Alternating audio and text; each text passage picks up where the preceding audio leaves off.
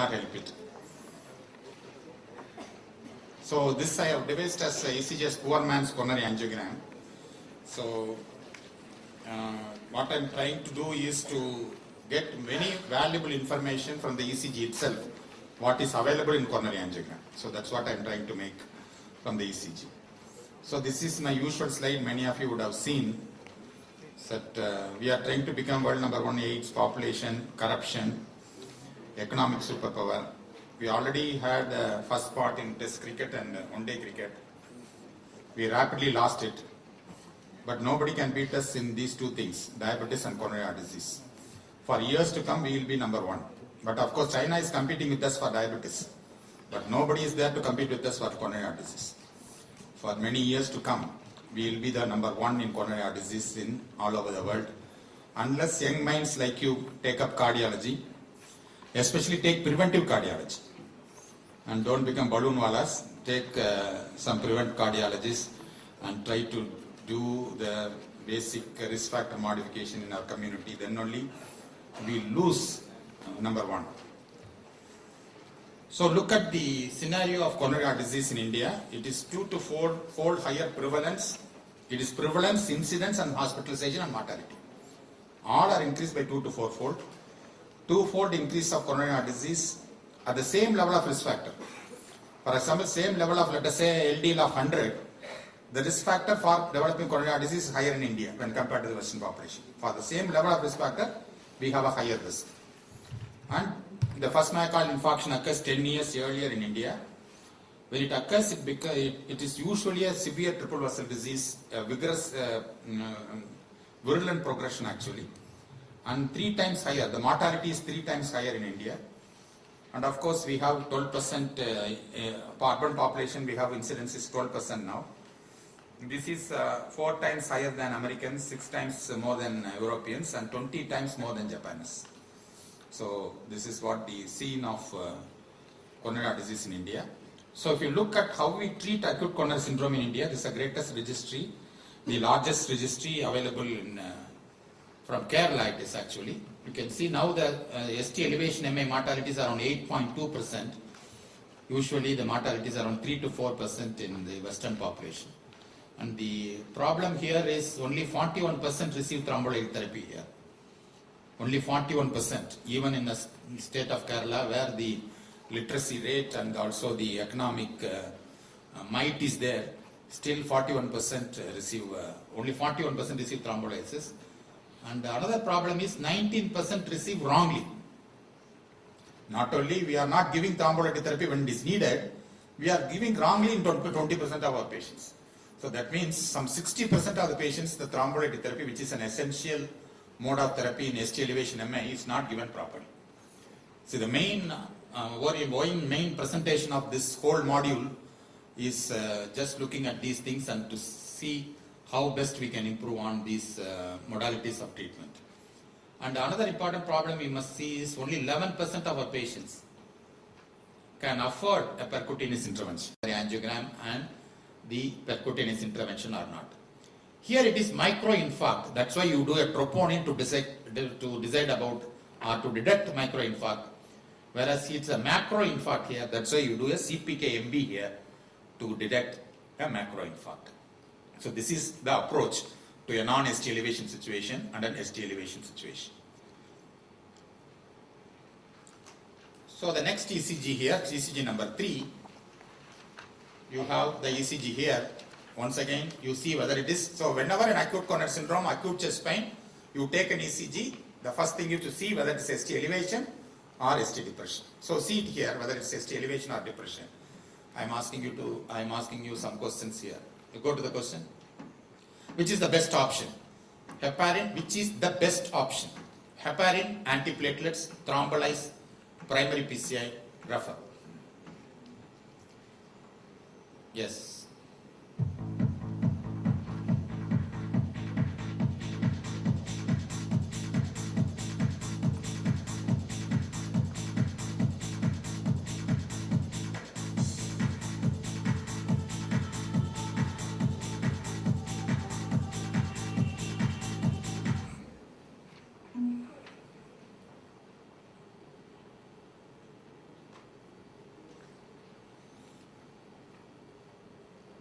Good. The best option. Not asking you the option, but I am asking you the best option. The best option in ST elevation MI is always primary PCI. Because even if you give the best of thrombolytic therapy in best of times, the reperfusion rate is only 60%, 60 to 70%. Whereas PCI 95 to 98%. We can restore the blood supply to the tune of 95 to 98% in PCI, 70% in thrombolysis. That's why if the facilities are available, the best option in ST elevation MI is primary PCI. So this is the first approach for ST elevation MI. So if the patient comes to a PCI capable hospital where the PCI can be done, the patient should be immediately referred for primary PCI, and the primary PCI, thus goal is door to balloon time is less than 90 minutes. So you can do a PCI not after 4 hours or 5 hours. Patient with ST elevation entering into the hospital, door of the hospital, then the balloon, not the cath lab time. The patient should have, doctor should have seen the ECG, the diagnosis is made, patient is shifted to the cath lab, angiogram has been done, culprit artery has been identified, guide wire has been put in, then the balloon is inserted. That is called door to balloon time. It is not to go to cath lab time. Door to balloon time is less than 90 minutes. So that is a system goal. So primary PCI is the best. For example, patient is coming to non-PCI capable hospital. He is coming to a hospital where the PCI is not available. But still he can be referred within 2 hours to a PCI capable hospital. Within 2 hours PCI can be done. 120 minutes. It's called first medical contact. If PCI can be done within 120 minutes of first medical contact, still PCI is the best. So you don't do anything, you just refer the patient if the PCI can be done within 120 minutes. If the patient cannot reach the PCI capable hospital within 2 hours, for example, it takes 4 hours for the patient to reach the PCI capable hospital, if the facilities are available with you, you thrombolize. The system goal is door to needle time less than 30 minutes. The patient entering into the hospital with the ST elevation MI, within 30 minutes, needle for thrombolytic therapy should be inserted into the vein. So door to needle time is less than 30 minutes. For example, you are in OP, patient is coming to you, the ECG is taken, ST elevation MI is there, PCI capable hospital is more than 4 hours in duration. Then you refer to nearest ICU where the thrombolytic therapy can be given. You refer within 30 minutes of the patient's entry into your OP room. So this is called door to door time. You should not have a patient who has got acute chest pain sitting in your OP for 4 hours. Any acute chest pain patient should be seen immediately, ECG should be taken immediately, decision should be made, and if ST elevation is made, PCI capable hospital less than 2 hours refer, or you are referring for a nearest ICU for thrombolytic therapy within 30 minutes. So this is called door to door time. So I have given you 4 times here. When you are doing a PCI, door to balloon time less than 90 minutes. When you are doing a thrombolysis, door to needle time less than 30 minutes. When you are referring to a PCI capable hospital, within 120 minutes.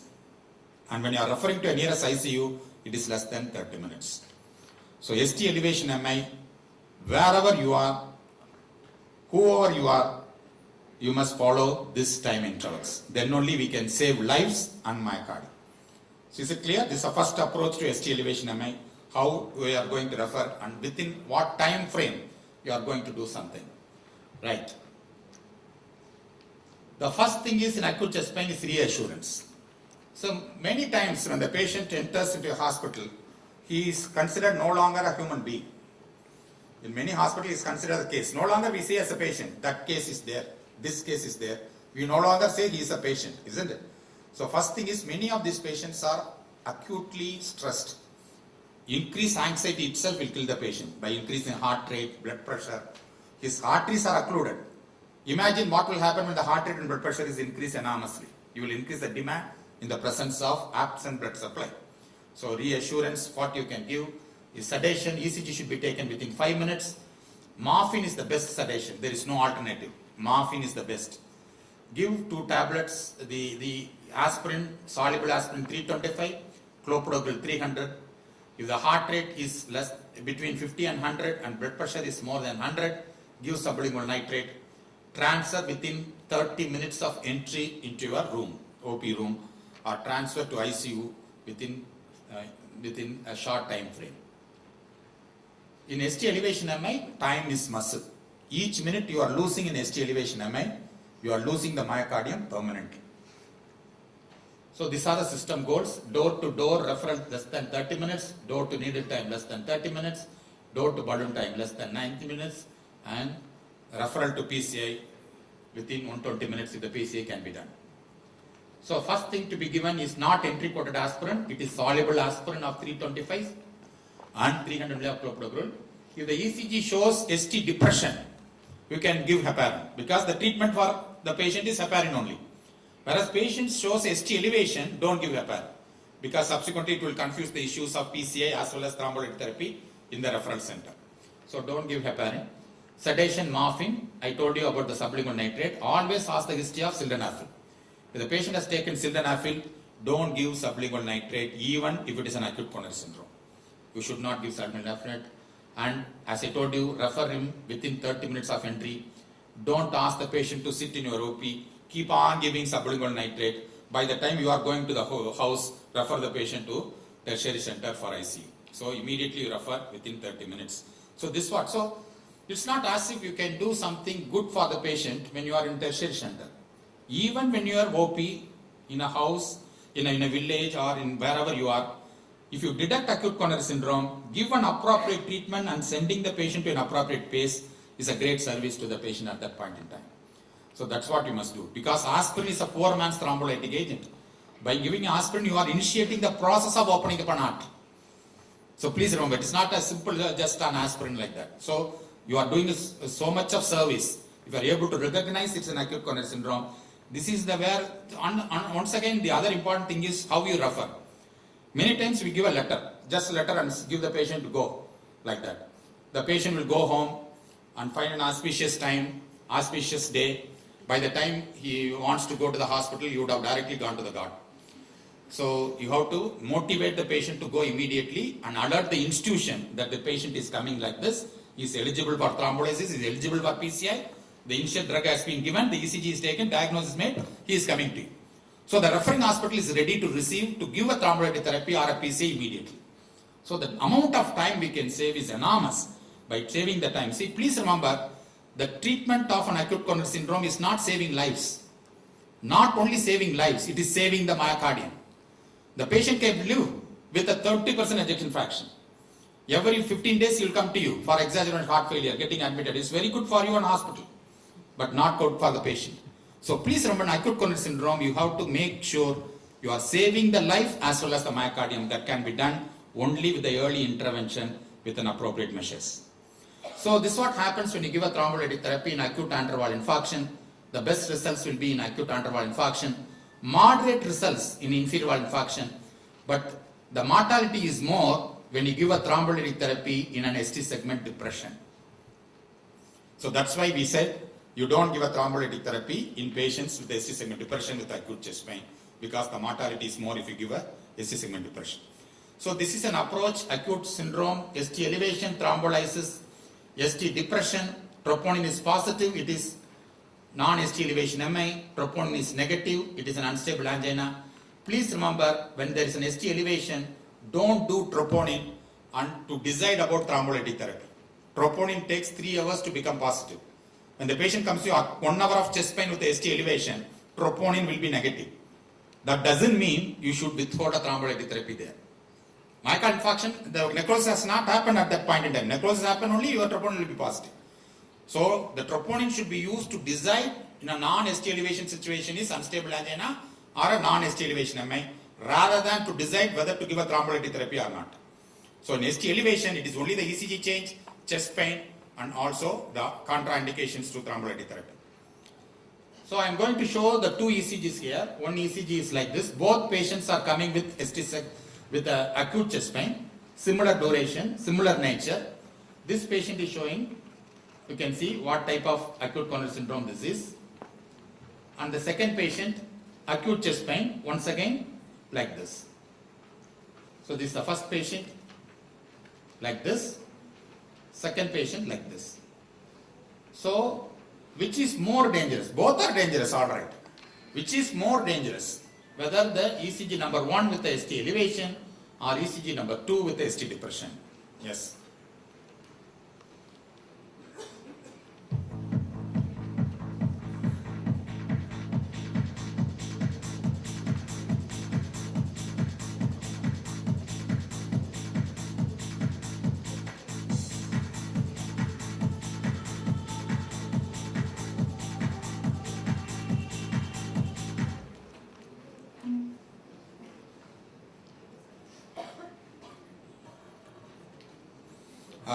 Equally divided.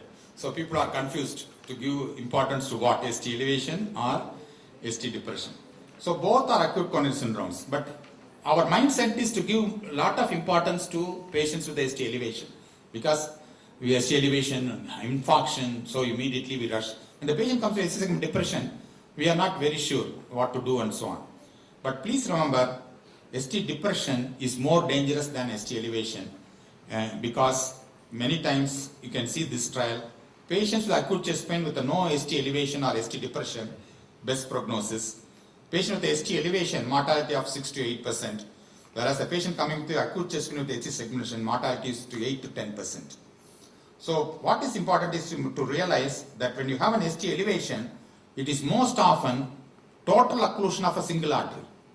Whereas when the patient comes with ST segment depression, especially more than 5 leads showing an ST segment depression, it is a critical occlusion of multiple arteries.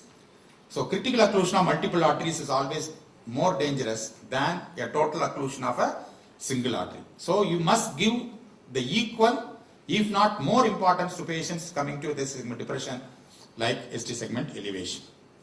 So acute unstable angina, the treatment is same, but only thing is you give heparin, antiplatelets, everything is same, but you are withholding thrombolytic therapy.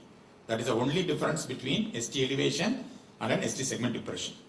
Here, once again the question comes, okay, ST elevation, what I am going to do is straight away refer for PCA. If it is available, I can do it within 120 minutes. But when the patient is coming with the ST segment depression, which patients I must send for an angiogram, which patients I must conservatively manage. So that decides whether the particular patient is undergoing a conservative management or an invasive treatment. How to decide is depending upon what is known as a TIMI risk score. So whenever the patient comes to you with a non-ST elevation situation or ST segment depression, you have to look for 7 factors. One is the age more than 65 years. Patient has got more than 3 or more risk factors. Known coronary patient. Patient is already taking aspirin. Already had 2 rest angina episodes. When the patient presents, there is an ST segment depression, and of course his troponin is positive. So there are 7 factors. So in all non-ST elevation situations like ST segment depression or the symmetrical T-wave inversion situations, the risk stratification is done by this score, which is called TIMI risk score. If the patient has got 2 or less, you can see 2 or less, his chance of developing future myocardial infarction or revascularization is much less. So most often when the less than 2 factors, you manage them conservatively. If the patient has got more than 2 factors like 3 or 4, you must refer him for an early angiogram and early intervention therapy. So whether to do a coronary angiogram immediately or not for a non-ST elevation situation is decided by what is known as a TIMI risk score. In all our patients with a non-ST elevation situations, you must write in your case sheet what is TIMI risk score. So that will decide whether you are going to conservatively manage or refer him for an interventional therapy. I am giving this ECG now. This patient is acute chest pain once again. So first to decide whether it is a ST elevation situation or non-ST elevation situation. Having decided that, I am giving you certain factors. The patient is 68 years old. He is already on aspirin. He is diabetic. His troponin is positive and the ECG is like this. So what do you do for this patient? Heparin antiplatelets, thrombolyze, early CAG and plan, refer and relax. So what will you do for this patient?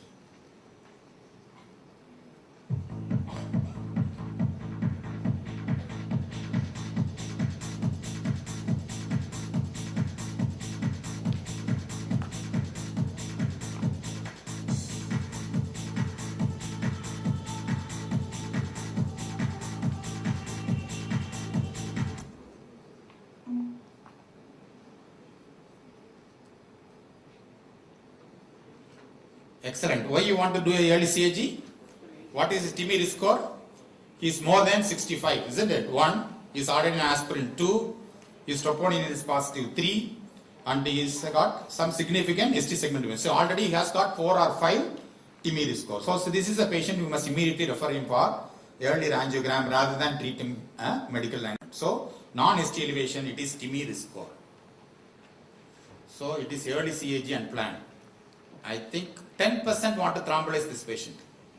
So that's what I don't want. The ST elevation, I told you, when you thrombolyze, you will increase the mortality in ST segment depression. So this is another patient. You can see that here. See the inferior leads. Chest pain 3 hours, blood pressure of 200/110. Chest pain 3 hours, there is some changes in inferior leads. You decide what it is. The options are give heparin, thrombolyze immediately, do both, or give IV nitroglycerin and beta blockers. You don't do anything. You follow obstetric principle. Right then.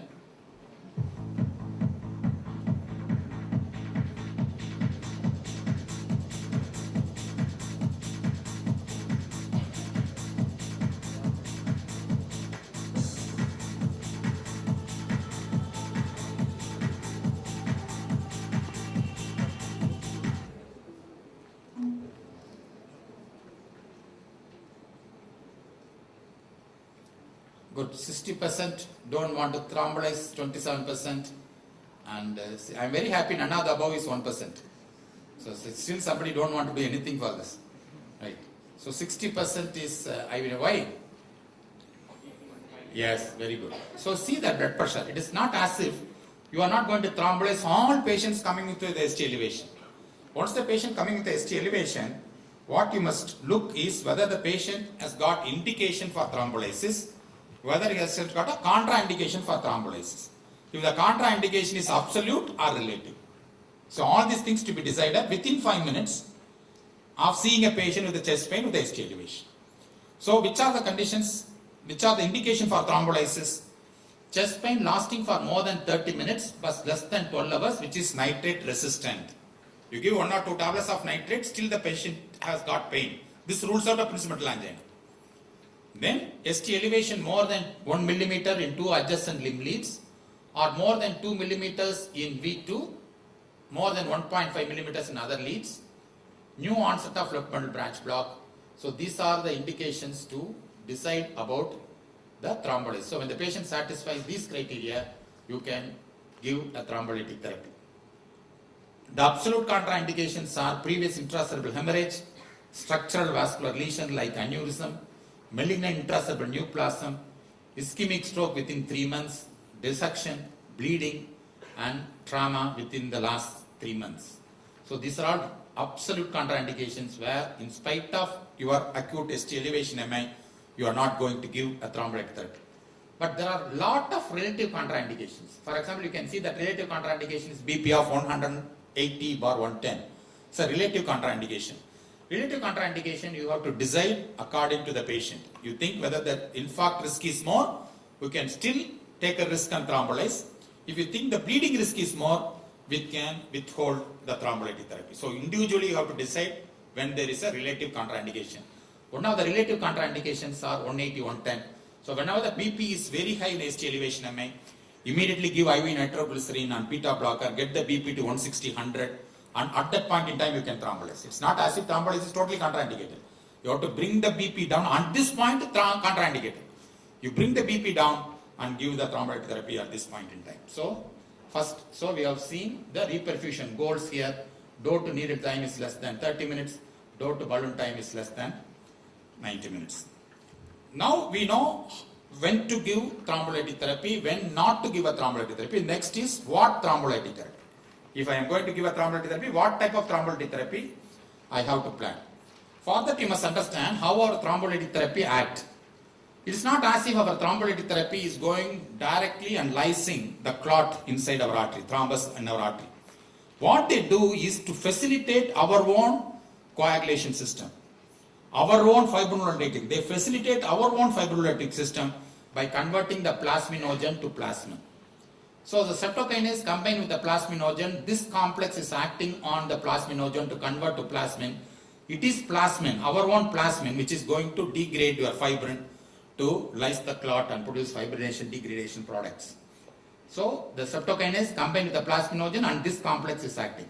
The problem with the streptokinase is non-fibrin specific, and even after converting the plasminogen to plasmin, this complex is going to circulate for next 24 hours in the body. So that means you have a bleeding risk even after the successful thrombolysis, because this complex is going on converting your plasminogen to plasmin, there is a bleeding risk. Whereas when you use tissue plasminogen activators, recombinant tissue plasminogen activator like tenecteplase, it is fibrin specific. That means it is going to act on the clot inside our coronary artery and go out of the system within 20 minutes. Within 20 minutes, it is going to go out of the system. So it is specific and also short acting. That's why today the preferred thrombolytic therapy is tenecteplase. You have to make sure, you have to convince the patient, you have to motivate the patient to take this drug for a thrombolysis, because it is got so many advantages, because it's a fibrin specific, it has got a less bleeding tendency, and it is resistant to inactivators, and it is a short acting, and most often it is given as an IV bolus and weight adjusted dose. So for example, streptokinase, whether the patient is big or small, you give 15 lakhs. For a big fellow it is small, for a small fellow it is big. Whereas here you exactly know 60 kg 6 ml, 70 kg 7 ml like that. For this age I am giving this amount of thrombolytic therapy with the weight adjusted. An IV bolus, whole thrombolytic therapy is over within 5 minutes. For streptokinase it takes on 5 to 10 minutes to get the 150 ml, to dilute the streptokinase, inject it and run it for 1 hour. Right? So much of time is happening there. Here it is just 5 minutes, everything is over. That's why it is the best thrombolytic therapy here. The problem is the cost. It is powerful. It is 4 to 5 times powerful than streptokinase, 10 times costlier than streptokinase. But it's worth it. To save lives, we can definitely motivate our patient. Because at this point in time, we have to give the option. Many times what we do is routinely give streptokinase therapy for everybody. But you have to ask him whether this drug is available, you can afford. An affordable patient, definitely we have to give the advantage of the best thrombolytic agent, which is tenecteplase. And early angio is possible. I tell you about this early angio. Now, 90 minutes after the ECG, 90 minutes ECG after thrombolysis. So, once you give a thrombolytic therapy, the first ECG for assessing the reperfusion is taken 90 minutes from the starting of thrombolytic therapy. How will you assess reperfusion? The ECG is 90 minutes from the start of thrombolytic therapy. You take a ECG to see whether our thrombolytic therapy has worked or not. See this ECG. Patient has got chest pain. After he has given a streptokinase, 90 minutes ECG. See whether the ST is there. What's happening to the ST? He's got a persistent chest pain. What will you do now? You give a rescue PCI or re-thrombolyze this patient. Yes.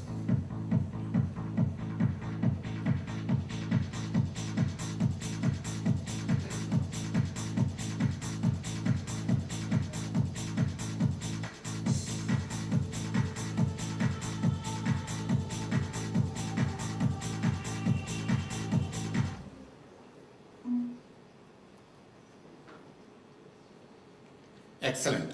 So this is a situation of failed thrombolysis. You have given a thrombolytic therapy, is failed. So how will you assess the rescue PCI is the best option? How will you assess reperfusion? 4 important signs. One is relief of chest pain. Second is the ST resolution. Your ST must come 50%, come down 50% of its original value. For example, you have a 10 millimeter ST elevation. After thrombolytic therapy, it should be less than 5 millimeters and so on. Hemodynamic stability. Patient did not have blood pressure. He was in heart failure. He has become stable now. 4th is the arrhythmias called accelerated idioventricular rhythm, which is a reperfusion arrhythmias. Accelerated idioventricular rhythm will give you the reperfusion arrhythmias.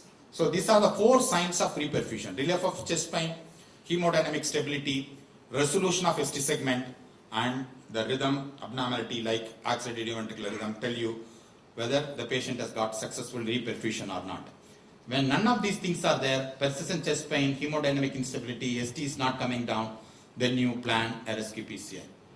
The rescue PCI, as I told you, in cardiogenic shock itself, if you are able to do the rescue PCI within the 18 hours of shock, you can still salvage the patient from this hemodynamic instability and persistent ischemic syndrome. So rescue PCI is the best option.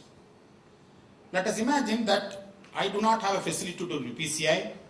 Patient has got a failed thrombolysis, but there is no facility to do a PCI here. Or patient cannot afford a PCI. PCI costs 2 lakhs. So immediately spending 2 lakhs may not be easy for many of our patients. So what do you do? PCI is the best option. PCI cannot be done.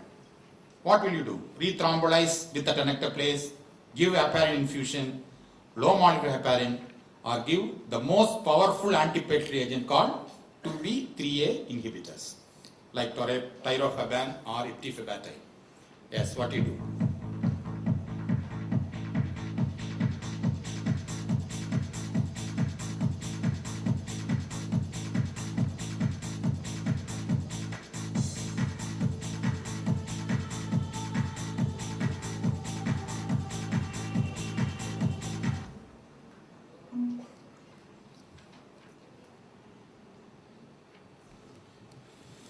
So there is no question of thrombolizing again. Please remember that whatever it is, even if it is not successful, there is no plan or no issue for re-thrombolizing the patient.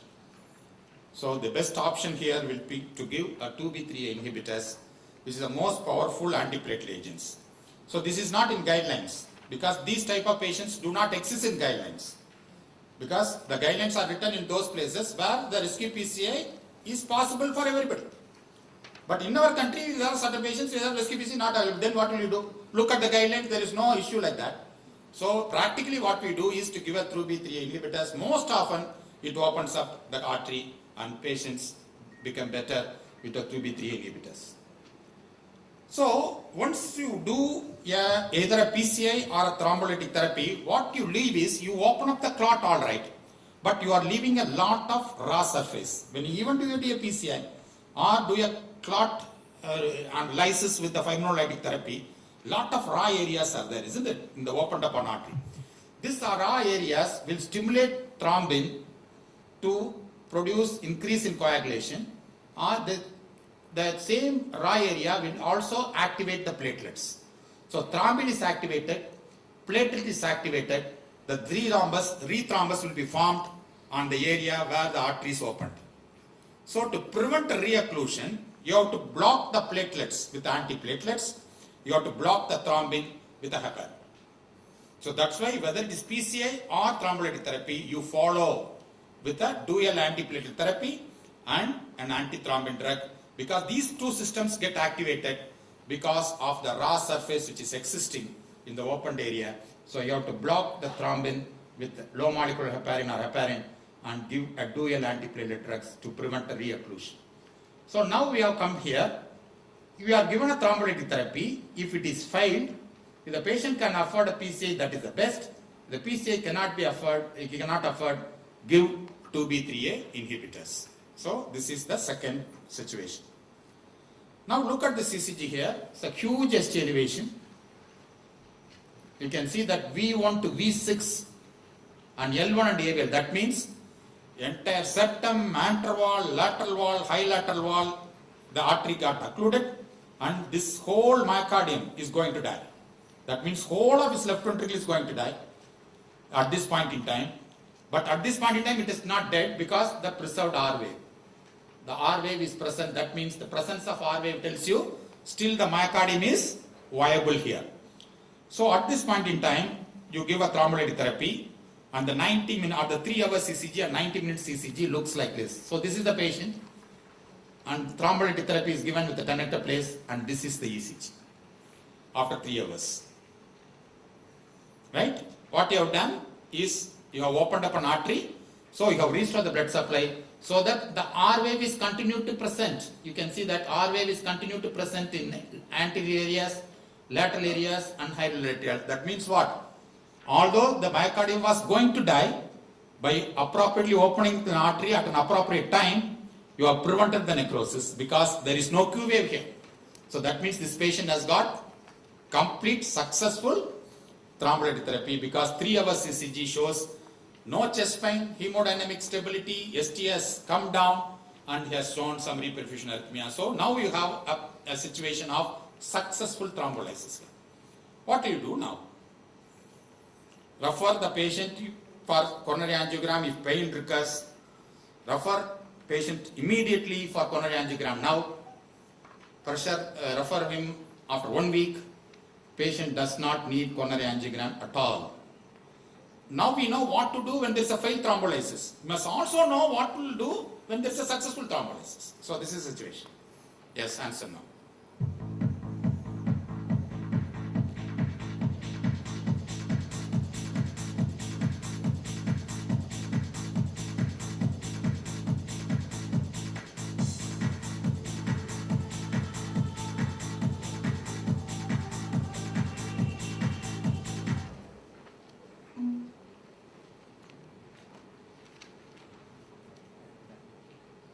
Confusion, yeah, 19%, 41%, 34%, 6% non-CAG at all, right? So this is the situation.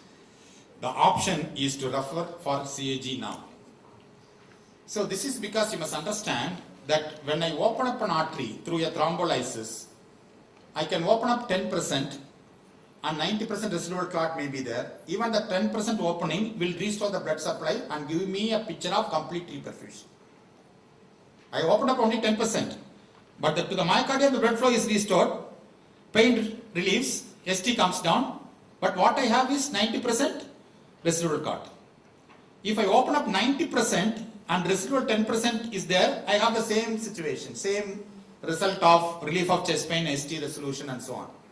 So the relief of chest pain and ST resolution tells me I have reperfused, but does not tell me what the amount of residual clot I have. The residual clot only will decide the future whether the patient will have a reocclusion or an LV dysfunction. The reperfusion has happened, but the reperfusion may not be enough to completely restore the LV function, or the residual 90% clot can occlude again in 2 to 3 days and produce a reinfarction. So the successful thrombolysis doesn't mean I have totally lysed my clot inside my coronary artery. That's why now what they do is do a coronary angiogram after 3 hours of thrombolytic therapy within 24 hours of thrombolytic therapy. 3 to 24 hours, even if it is a successful thrombolysis. Angiogram is done, the residual clot is identified, open up the residual clot and completely restore your blood supply so that you improve the left ventricular function by completely restoring the blood flow, and you will prevent a reinfarction because you are taking care of the residual clot. So even if it is a successful thrombolysis, you refer the patient for CAG within 3 to 24 hours to see the residual clot and removal of residual clot.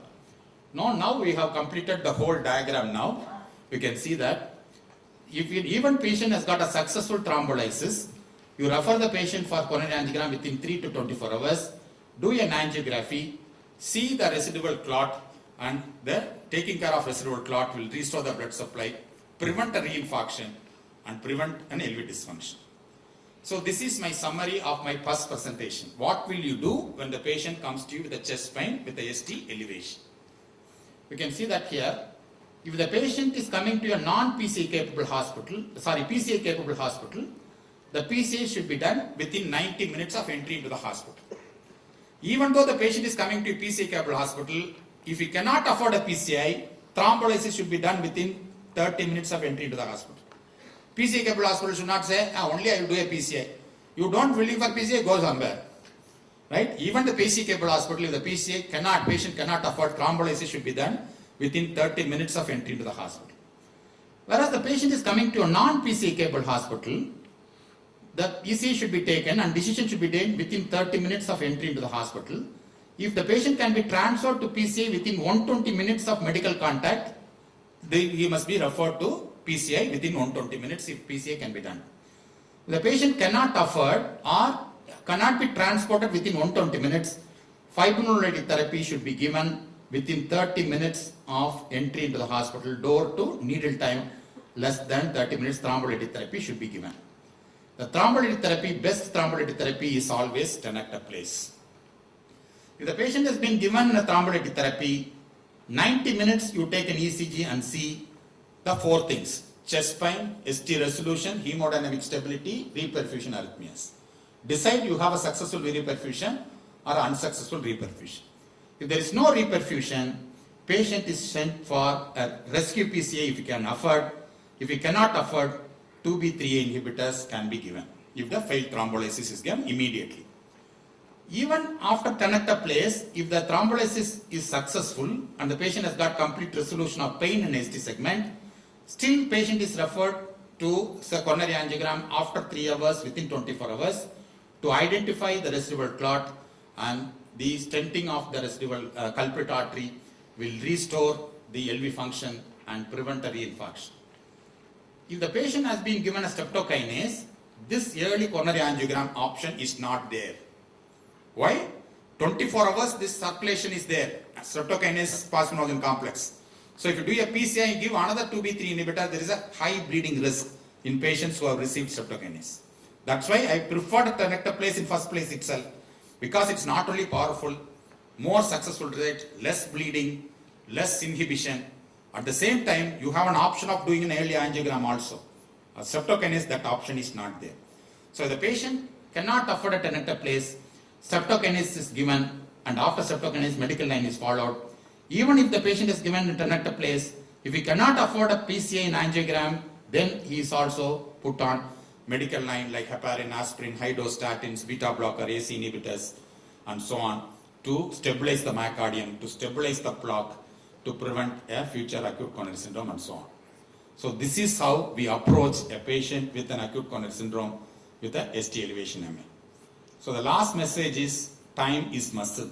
In ST elevation MI, time is muscle.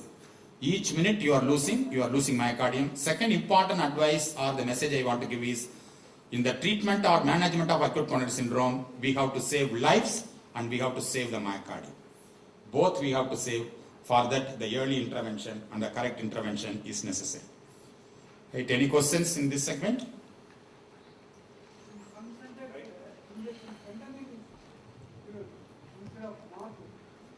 That's what I told you. Morphine is the best. So no other sedation is advisable in acute coronary syndrome. Tenecteplase, I told you, even if you give the best of thrombolytic therapy, I meant only the tenecteplase. It is only 60 to 70%. 30% is failure. 60 to 70% is successful rate, reperfusion rate. If the BP is more than 110? Yes, definitely. Tenecteplase should be followed. That's what I told you in the slide. If you give a thrombolytic therapy, there is a significant stimulation of thrombin and antiplatelets. So you have to block both. You have to block thrombin with the heparin and block platelets with the dual antiplatelet therapy. You should be followed. Tenecteplase should be followed by heparin. Very, very important. Because tenecteplase goes out of the circulation within 20 minutes. It lyses the clot and goes out. Then there is once again a stimulation of thrombin and stimulation of antiplatelets. There is a stimulation of platelets. So you have to block both. That's why I wanted to follow with the heparin and antiplatelets, dual antiplatelets.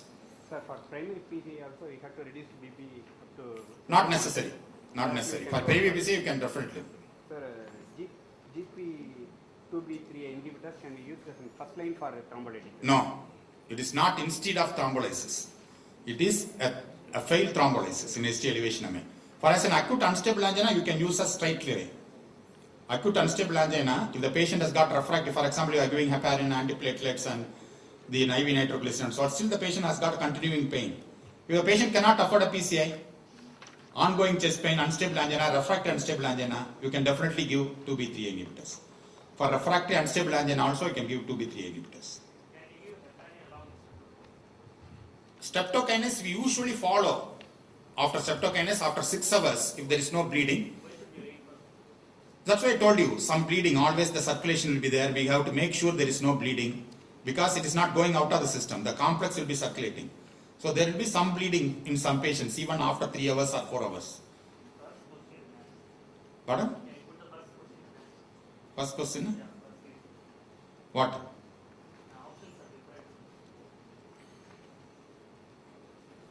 Which one first question? There will be a slight difference in ECGs and they got different in different type of times. The number 2 question will be little different. ECG is same, no? Number 1 ECG is same. Slight change in options because they are different, prepared in different times now. There's a slight change in option. But the principle is same. ST elevation thrombolyze, the other relations may think. The right answer will be the same. The options may be little different.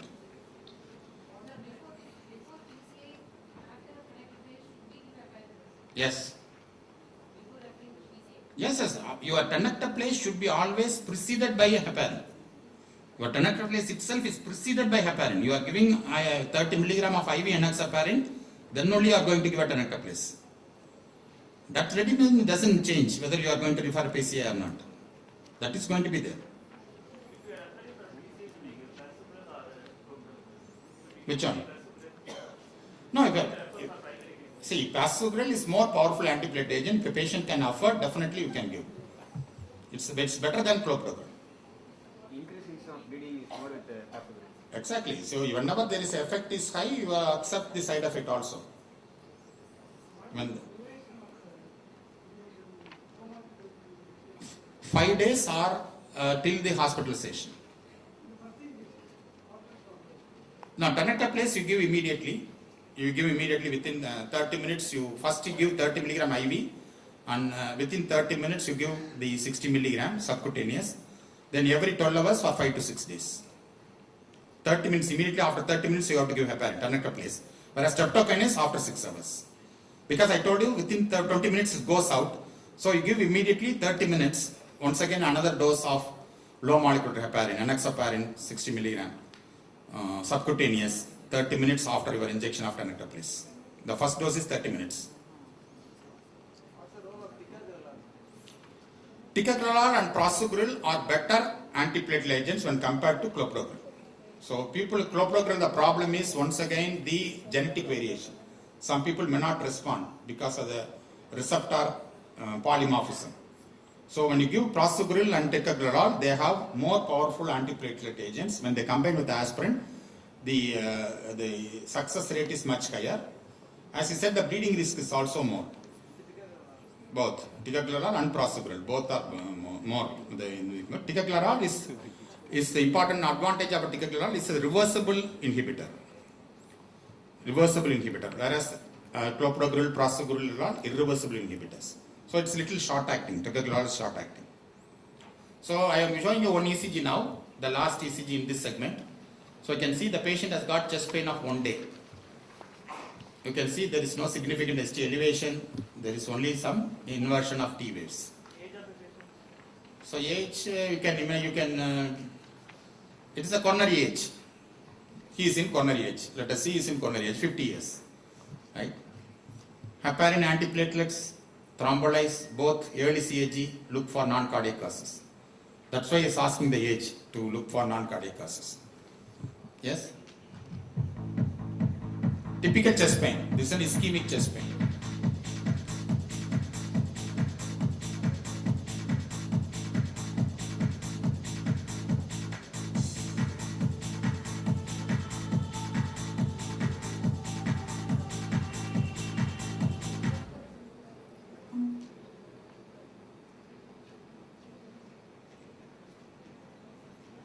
%, heparin antiplatelet, thrombolyze 5%.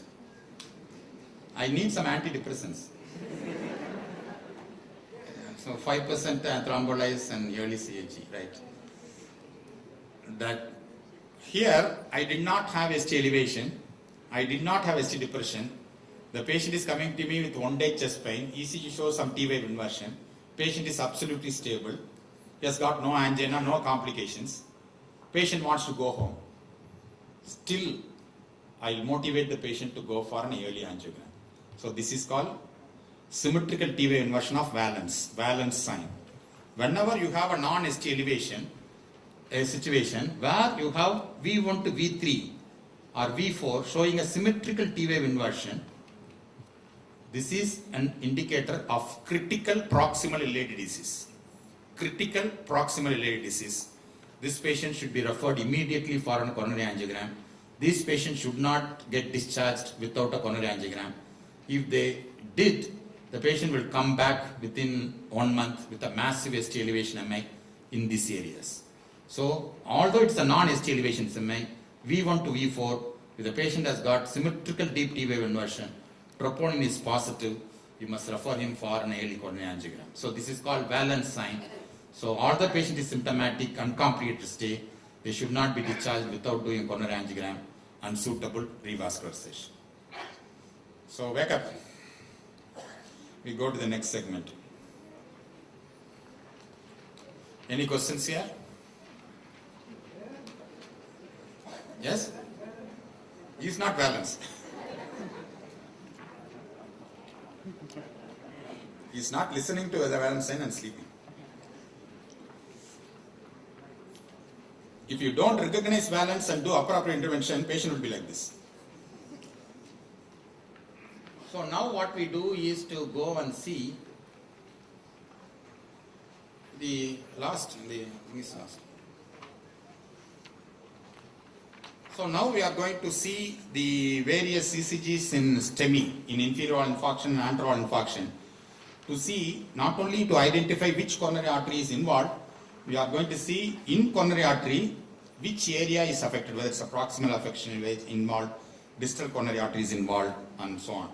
So I am going to concentrate only on the first admission ECG. Patient coming into acute chest pain, the first ECG is taken. How best we can interpret this ECG to identify the coronary artery and the site of coronary artery occlusion. We first take up the anterior ST. So all these ECGs are going to be anterior wall infarctions, ST elevation situations. So the STEMI diagnosis, please see that this is a recent diagnosis of criteria diagnosis for STEMI. 2 contiguous leads, cutoff points for V2, V3 is 2 millimeters in men, 1.5 millimeters in women. In all the other leads, more than 1 millimeter ST elevation is the electrocardiographic criteria to diagnose ST elevation MI. Only in V2, V3, we have 2 millimeter in men and 1.5 millimeter in women. In all the other leads, it is more than 1 millimeter in 2 contiguous leads. So first is to locate the coronary artery. When you look at the 12 leads here, V1 and AVR will tell you something about them subsequently. V2, V3, V4 is LAD territory. V5, V6 is LCX territory. L1 AVL is LCX. L2, L3 AVF is right coronary. So first look at the group of leads to identify which artery is involved first, whether it is a right coronary, left antedescending or left circumflex. So when you look at the ECGs, you have to look, how are you looking at the ECG? Lead 1, 2, 3, AVF like that. You should not look at the ECG like this. When you look at the ECG from tomorrow, if at all you are going to look at some ECGs, so you have to look at in this way. First look at L1 and AVL. When you are looking at L1 and AVL, you are looking at the high lateral surface, looking at the area of circumflex. Then look at L2, L3 AVF, you are looking at the inferior surface and right coronary territory. Then look at lead V1, which is the right coronary artery territory. Then look at V2, V3, V4, which is septum and anterior wall and descending artery territory. Then look at V5, V6, which is anterolateral wall and also circumflex territory. In this way only the ECG should be looked. L1 AVL, L2, L3 AVF, V1, V2, V3, V4, V5 and V6. So here you are not only looking at different surfaces of the heart, you are looking at a different coronary perfusion territories. So what is the importance of looking at the proximal coronary artery occlusion? Why we have to identify from the ECG itself whether the coronary artery is occluded proximally at the mid-level or the distal level is whenever you have a proximal coronary obstruction, be it on the left side or be it on the right side, you have a huge myocardium at risk. Whenever there is a proximal occlusion, huge myocardium is at risk. Not only that, it is the proximal branches which supplies the conduction system also. So whenever you have a proximal occlusion, there are 2 dangers. Huge myocardium is going to die and your conduction system is going to be affected, resulting in various types of conduction problems like bundle branch block, fascicular blocks and so on. So that's why it is very important to identify the proximal left coronary disease as well as the proximal right coronary disease. In this segment, we are looking at the left coronary disease, left antedescending artery, especially the left antedescending artery. Whenever you have a left-handed descending artery, it's the most important artery because it is going to supply the septum, the conduction system, majority of the anterior wall. Huge myocardium is supplied by this left-handed descending artery. Of all the arteries, we fear this left-handed descending artery because it is going to produce, if at all going to produce an infarction, it is going to produce a huge impact on the myocardium. So the proximal branch of the left-handed descending artery, first septal branch. The next branch is called the first diagonal branch. So these are the first two proximal branches of left-handed descending artery. So whenever we want to divide this left coronary occlusion, left-handed descending occlusion into a proximal occlusion, where the occlusion is proximal to first septal branch and first diagonal branch, then the mid-level occlusion, where the distal to first septal branch and proximal to first diagonal branch, or distal LAD occlusion, where it is distal to both first septal and first diagonal branches. So what we are going to do is to see various ECG to decide whether my occlusion is proximal, mid, or at the distal level of antedescending artery. Another thing you must remember that the right bundle branch and the left anterior vesicles are once again supplied by the proximal first septal branch. The first septal branch which supplies the right bundle branch and also the vesicles, especially anterior vesicle. This is, I am going to show two ECGs now. One is ECG 1A, where you have, just look at the ST segment elevations here, V1 to V4,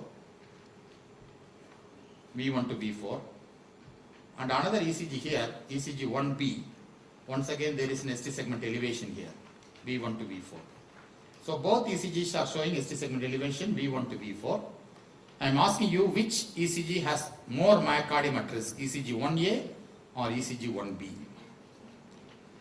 Which has got more myocardium at risk? One is whether this ECG or this ECG.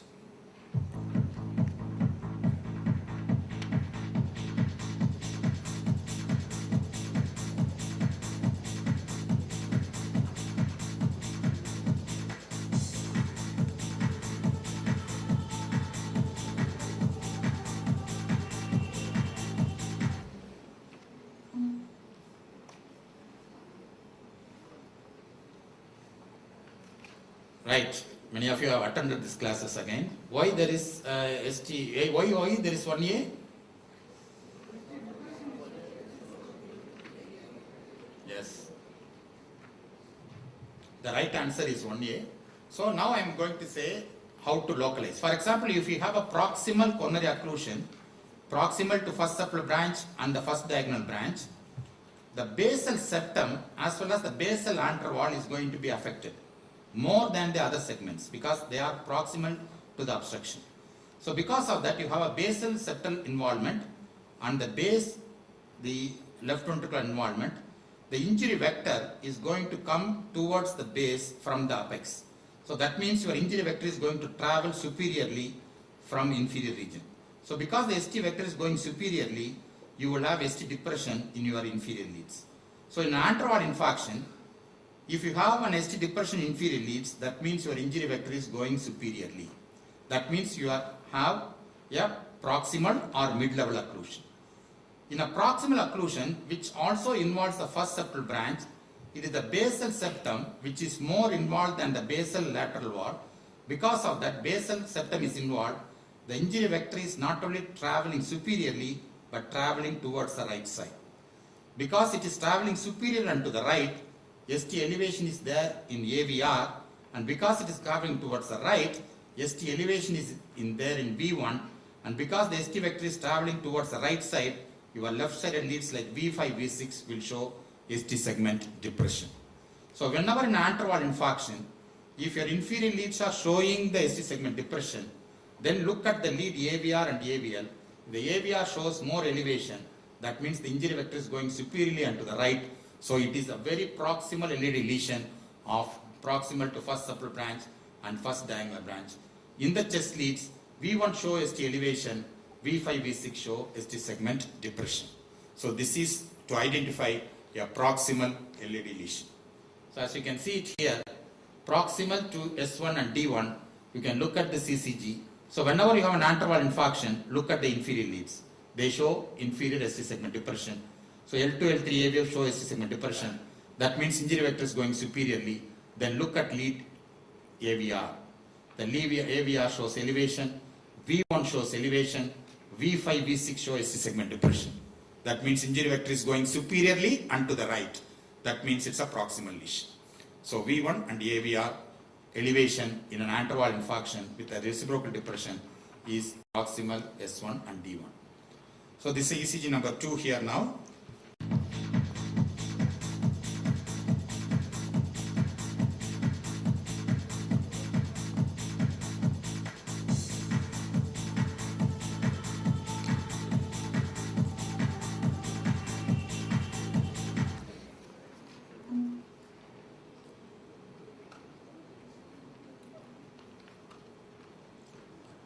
No 57%. No is the right answer.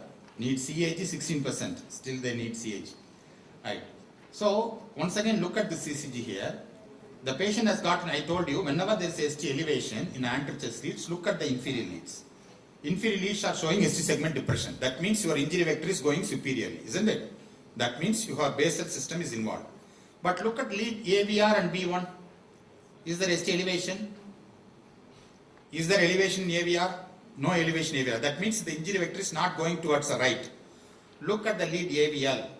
AVL is showing ST elevation. AVR is not showing ST elevation. That means here your injury vector is going up and towards left. So why this is happening is, we can see whenever the lesion is beyond first septal branch and proximal to first diagonal branch, my basal septum is going to be spared because the first septal is escaping. Now the first diagonal is involved, my basal lateral wall is more involved than the basal septum. So because the basal lateral wall is involved, the injury vector is going superiorly, which results in ST segment depression inferior leads.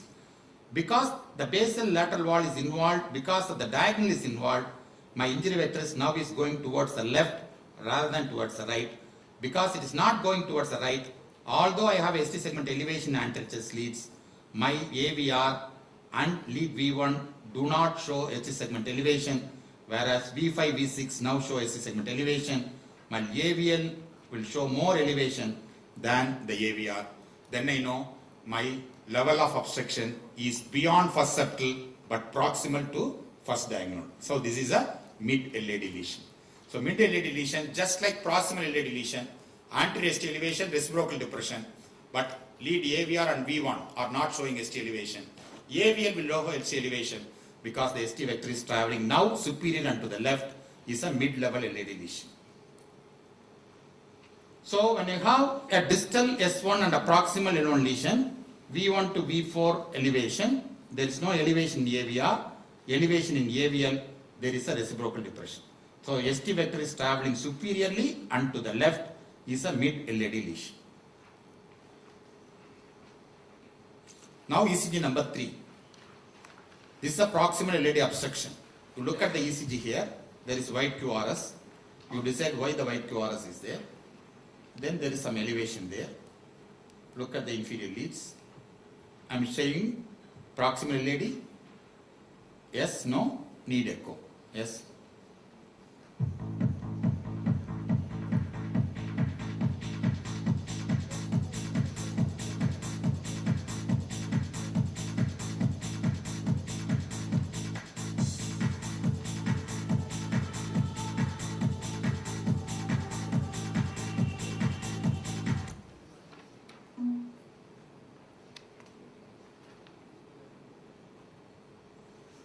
Equally divided, no? Almost 40 and 55. So, what bundle branch block we have here? Is there any bundle branch block here? Right bundle branch. I told you it is a first septal branch which supplies the right bundle. So, whenever you have an interval infarction with a right bundle branch block, it is proximal LAD. Because it's a first septal branch which supplies the right bundle. So, right bundle branch block with an interval infarction, it is a proximal LAD lesion.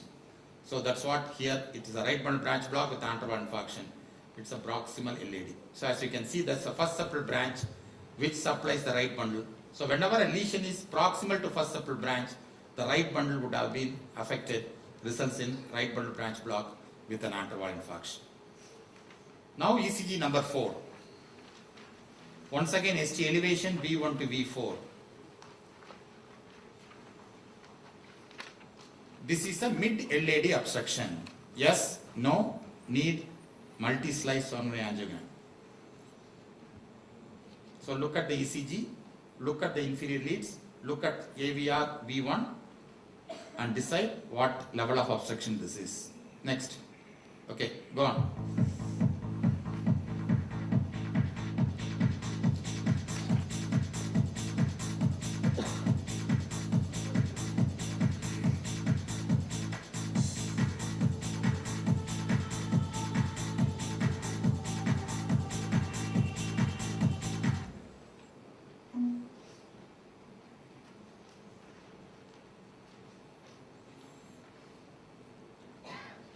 So once again you look at whatever I told you, whenever there is an anterior ST elevation, don't look at anterior leads, look at inferior leads first.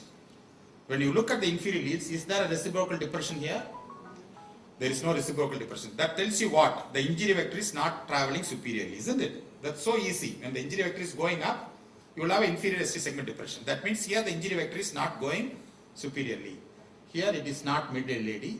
So you can see that whenever I have a distal LAD obstruction, which is sparing the septal 1 and diagonal 1, both my basal septum and basal lateral wall are going to be spared. No longer I have the base which is involved. So my injury is happening in the inferior segment and the apex. So now my injury vector is likely to travel down rather than traveling superiorly. Because my injury vector is not traveling superiorly, I will no longer have an ST segment depression in inferior leads, because the distal LAD lesions, injury vector is likely to come down towards the lateral side. So whenever there is an ST segment elevation in anterior wall, if the inferior wall does not show the ST segment depression, I am ruling out both proximal LAD obstruction and also mid LAD obstruction, because in both situations my ST vector will travel superiorly. Only in distal LAD lesion I will not have the ST segment depression in inferior leads. You can understand this point. So this is a distal LAD lesion where you do not have any reciprocal ST segment depression in inferior leads. So this is a distal LAD lesion. You can see that anterior ST segment elevation. Look at inferior leads, absolutely there is no depression. That means, you know, the injury vector is not traveling superiorly. Your AVR is not showing ST elevation. Your AVL is not showing ST elevation, which means both superior leads are not showing ST elevation. That means it is not mid lesion, it is not proximal lesion. In the proximal lesion, AVR will show ST elevation. Mid LAD lesion, AVL will show mid elevation. Here both are normal with no reciprocal depression. So this is a distal LAD lesion. Right. The last, among this anterior wall, see there is a ST segment elevation here. But there is some ST segment elevation in inferior leads also. You can see that here. L2, L3 and AVF also showing inferior leads. So both. No longer we have a depression, we have a ST elevation here, inferior leads. So you think it's an anterior wall infarction alone, anterior wall infarction and inferior wall infarction. Yes?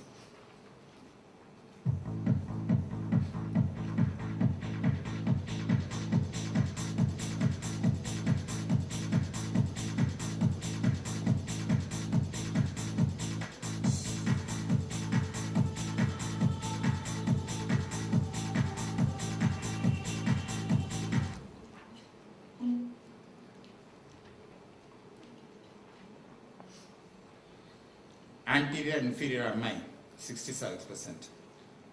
So here I told you 3 or 4 situations. One is anterior ST depression with the inferior ST depression. Another is without ST segment depression. Here I am showing an anterior wall infarction with the ST segment elevation. Why this is happening? So here it is an anterior wall MI alone. Here what happens is, whenever you have a left hand descending artery, sometimes it can stop before the apex, or sometimes it is so large it will wind round the apex and supply the apex and inferior region also. We can see that here. So it's called wrap around LAD. The LAD is wrapping around the apex and inferior areas. So whenever you have a distal LAD, see here also it's a distal LAD lesion. Your basal septum is not involved, basal lateral wall is not involved. That's why your injury vector is not going superiorly. Your inferior leads do not show ST segment elevation here. You can see that if it is a proximal lesion, you have the ST segment depression here.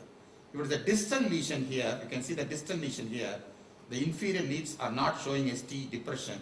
But because the LAD is so large to supply the inferior region also, even though it's a distal occlusion, here the injury vector is coming towards the inferior surface. That's why it results in ST elevation in L2, L3 AVF, although it is an LAD lesion, because the LAD is so large to wrap around the apex and supplying the inferior also. So whenever you have the presence of inferior ST elevation in the presence of an anterwall infarction, most often you may imagine that it is a large LAD which is also supplying the inferior wall. So this is a wraparound LAD, which we call them as wraparound LAD, because so now we have three situations or four situations. Anterwall infarction, inferior ST segment depression, infarct vector is injury vector is going superiorly. Then look at the lead AVR. If the AVR shows ST elevation, injury vector is going towards the right, proximal LAD, proximal to septal and diagonal. Whereas injury vector is going superiorly, inferior wall is showing ST segment depression, AVR is not showing ST elevation, V1 is not showing ST elevation, but AVL is showing ST elevation, means it is going towards up and towards left. It is a mid LAD lesion affecting the diagonal. If the inferior anterwall infarction, absolutely no inferior ST segment depression, normal ST in inferior leads, it is a distal LAD and a small LAD. It is not going towards and wrapping around apex. Whereas anterwall infarction, inferior ST elevation is there, it is a distal LAD, the LAD is wrapping around the apex, supplying the inferior wall. You can see so much of information is available when you look at this inferior leads. Right. Now the patient is coming to you with some amount of not ST elevation here, so there is some ST depressions here. Acute chest pain, the patient has come to the casualty, you given a sublingual tablet. Immediately the pain has got relieved, the ECG become normal. Within 5 to 10 minutes the ECG has become normal, pain has subsided with the sublingual nitrate. This is your ECG. What you do now? Patient came with half an hour chest pain, you give a sublingual tablet, immediately the pain is gone, ECG become normal, patient wants to go home. What do you do now? You admit, do a troponin and heparin, thrombolize him immediately, send home with the drugs, or shift him to cath lab immediately. Just half an hour chest pain, relieved with sublingual nitrate.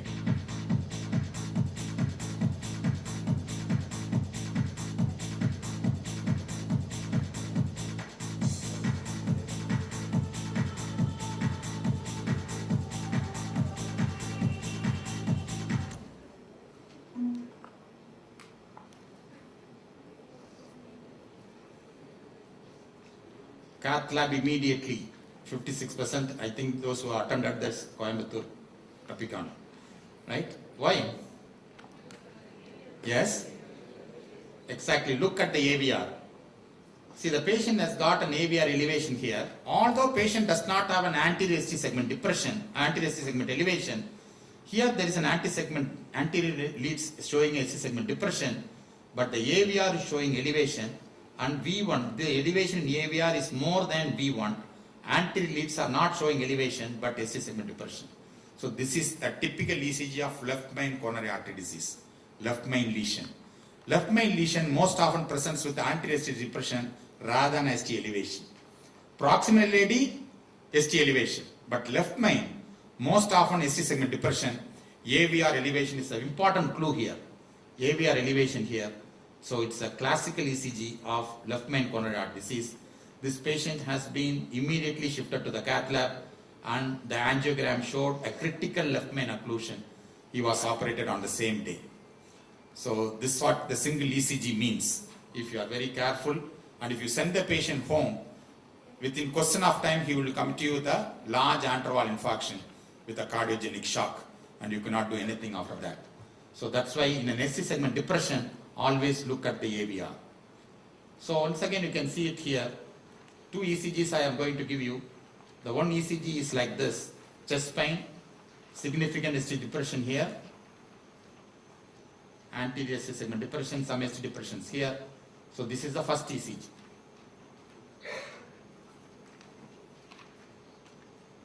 The second ECG here, huge ST elevation here, V1 to V4, ST elevation V1, ST elevation AVR. So you can see that here. So I have shown you two ECGs. One is ST segment depression, one is ST segment elevation. See the ECG here, see the ECG here. Both are showing ST segment elevation in AVR. Which ECG needs coronary artery bypass grafting? ECG 7A or ECG 7B? Which you think will need a bypass grafting rather than a PCI?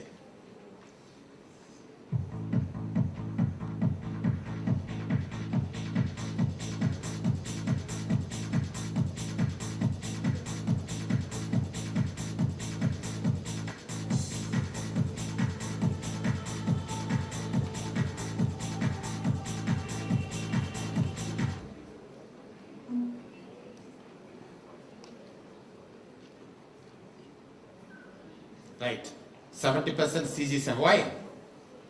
You can see here, I told you left main lesions present with ST segment depression and AVR elevation. Here the AVR elevation is more than V1. So the V1, see the V1 and AVR? AVR showing more elevation, but the anterior ST segment depression. This is a typical left main. Left main, there is no question of PCI. Left main is always bypass grafting.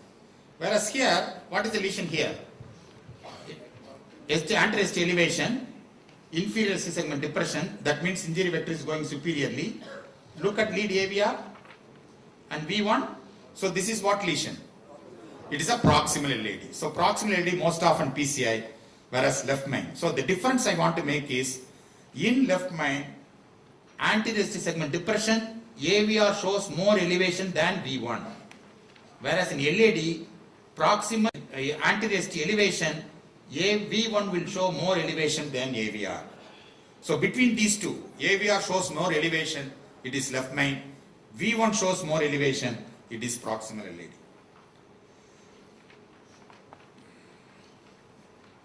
%3 wants to see horoscope. Right? So this is my summary. So whenever there is an anterval infarction, look at inferior leads. Everybody will be looking at the anterior leads, but don't look at anterior leads. In an anterval infarction, what you must look at? You must look at inferior leads. So if the inferior shows an ST segment depression, that means your injury vector is going superiorly. When it is going superiorly, then look at the lead AVR and V1. The lead AVR and V1 is showing an ST segment elevation. That means injury vector is going towards superior and to the right. Then you are leading with a lesion of proximal to septal branch and proximal to diagonal branch. It is a proximal LAD. Whereas inferior ST segment depression is present, but there is no ST elevation in AVR and V1. That means your injury vector is going superior and to the left. That means your distal, the first septal is escaping and the diagonal is involved. That's why the vector is going superior and to the left. It is a mid LAD lesion. So whenever in an anterval infarction, if the inferior ST segment is present, you are dealing with a proximal LAD or a mid LAD. If the AVR shows, V1 shows ST elevation, it's proximal. If they don't, it is mid. If the inferior leads do not show an ST segment depression, you are dealing with most often a distal LAD lesion, distal to the proximal, distal to the first septal branch and the first diagonal branch, because there is no ST depression in inferior leads. In contrast, in an anterval infarction, if you have an inferior ST elevation, you are not only dealing with the distal LAD, this distal LAD is wrapping on the arteries to supply the inferior wall. So the injury vector is coming inferiorly to produce an ST elevation in inferior leads. It's a wraparound LAD, a large LAD. If the patient has got a right bundle branch block with anterval infarction, it is a proximal LAD. In the presence of an anterior ST segment depression, you have ST elevation more in AVR than V1. It is a left main coronary lesion. So this is the summary of this segment. So to the available ECG, you can diagnose not only the LAD lesion, the proximal, mid, distal, how the LAD is, whether you have a bundle branch block or you have a left main. So to sum up, this is a proximal LAD. Anterior ST elevation, Inferior ST depression, AVR and V1 ST elevation. V1 shows more elevation than AVR. Right bundle branch block with anterval infarction, proximally lady. Anterior ST segment elevation, inferior ST segment depression, no elevation AVR and V1, mid LAD. Whereas anterior ST elevation, no elevation or depression in inferior leads, it is a distal LAD, small LAD. Whereas anterior ST segment elevation with the inferior segment elevation, distal LAD wrapping around the apex. When you have ST segment depression and there is an ST elevation, and this ST elevation AVR is more than V1, but anterior ST segment depression, it is a left main lesion. So this is how you locate the coronary arteries with the ECG. You may ask me, so you're seeing so many things, what is the sensitivity and specificity of all these findings? So you can see this is done by Valence once again. Valence is the person who has given us all these points how to diagnose and coronary artery disease. And if you have the ST segment elevation V1 more than 2.5 millimeters and a right bundle branch block, the sensitivity is low but specificity is 100%, predictive accuracy is 100%. When there is an inferior ST segment depression, to diagnose a proximal LAD, specificity is 98%, specificity is 38%. And when you have the inferior ST segment elevation or depression, diagnosing distal antidescending artery will have around 70% sensitivity and specificity with a positive predictive value of 78%. So this is how we diagnose the proximal LAD, and it's a very good way of assessing and also risk stratifying the patient. For example, you think it's a left antidescending artery proximal, you more often refer the patient to PCI rather than thrombolize the patient.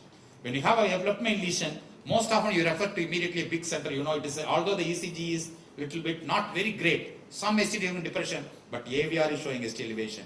You know this is a flow is going to develop a problem in future. So identification and treatment will save complete myocardial infarction, a total big myocardial infarction in future.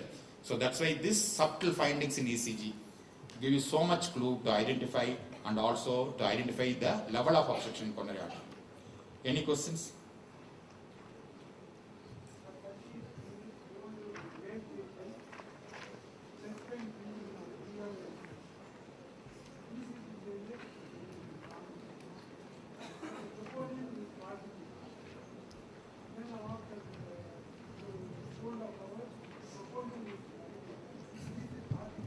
It is not possible. It is lab error. It's a problem with the lab rather than the patient. You cannot have a troponin which is positive and becoming negative in 2 hours. Absolutely not possible. Whether it is positive is wrong or the negative is wrong. It is not possible. Troponin persists. If it is positive, it can persist for 15 days. If it is positive, it can persist for 15 days. That's why it is difficult to diagnose reinfarct with troponin. You have to do other things. Any other question? No questions? So, madam, you have tea or we can go ahead? Or we'll do this inferior wall.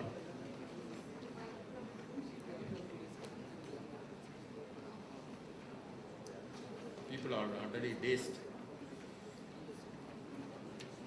5 minutes. So, having diagnosed the LAD lesion, now we go to the right coronary lesions to diagnose various levels of right coronary lesion. So, I am showing you ECG now here. Acute chest pain.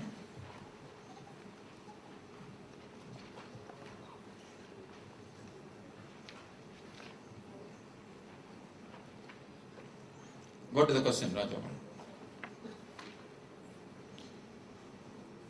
This is non-ST elevation MI. Yes, no, neither. You are not sure.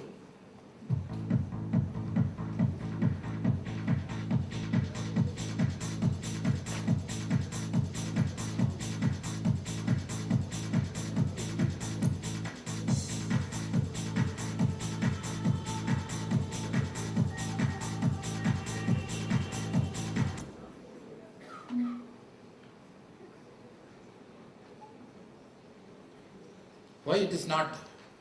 Why it is not? ST elevation. What else? Why it is not? Post wall MI. Why it is not? Yes, somebody said? Exactly. You don't diagnose non-ST elevation MI with the ECG. I am asking you whether it's ST elevation MI or not. I am giving you only ECG. Did I give you any enzymes here? Then how can you say it's a non-ST elevation MI? First of all, that I cannot diagnose non-ST elevation MI with the ECG alone. When I say non-ST elevation, you must tell me what is the enzymes. Enzyme is positive with this ECG, enzyme is positive, then only it can be non-ST elevation or ST elevation. So this is not non-ST elevation MI. ECG wise, you cannot diagnose a non-ST elevation MI. So first point. Right, people are saying it is not non-elevation because you have some amount of ST elevation in inferior leads. This will happen in inferior wall. Most often in inferior wall infarction, reciprocal changes are much more obvious than the real ST elevation in inferior leads. ST elevation may be minimal in L2, L3 AVF because you have a huge depression in anterior wall because of your significant involvement of the posterior wall, which is producing a posterior ST elevation, showing as an anterior ST segment depression as a reciprocal change. So whenever there is an anterior ST segment depression, especially V1 to V3, always it is a good practice to see the inferior wall. You will think it is an anterior ST segment depression, but it is actually the posterior wall which is showing the ST segment depression. Because the important thing is, if you think it is a ST segment depression of anterior wall, you are not going to thrombolize. Isn't it? ST segment depression, you are not going to thrombolize. But if it is going to be infraposterior wall ST elevation, it needs thrombolysis. So that is a crucial decision you have to make. Always look at the inferior leads. See that there is an ST segment elevation. So people have already said this is a reciprocal ST depression of a huge posterior ST elevation. So that's why this patient needs the diagnosis and also this all things we have seen. Then, so always look at the anterior wall. Whenever there is an anterior ST depression, look at the inferior wall. Don't miss the reciprocal change of posterior wall as the primary lesion of LAD territory. The treatment is completely different. If it is a reciprocal change of posterior wall, you are going to thrombolize. If it is a real anterior wall ST segment depression, you will give only heparin and aspirin. So that is very important. So please remember the inferior wall, as you can see that inferior wall can be supplied by two arteries, either by the right coronary artery or from the left circumflex, depending upon which artery gives you the posterior descending artery. If the posterior descending artery is going to come from the right side, the inferior wall will be supplied by the right coronary artery. And if the PDA is going to come from the circumflex, it is the circumflex which is going to supply your inferior wall. So inferior wall can be due to right coronary artery disease or left circumflex disease. Both can produce inferior wall infarction. I am showing you the ECG here and asking you this inferior wall MI is due to right coronary artery, circumflex artery, both, or it is due to LAD disease. Yes.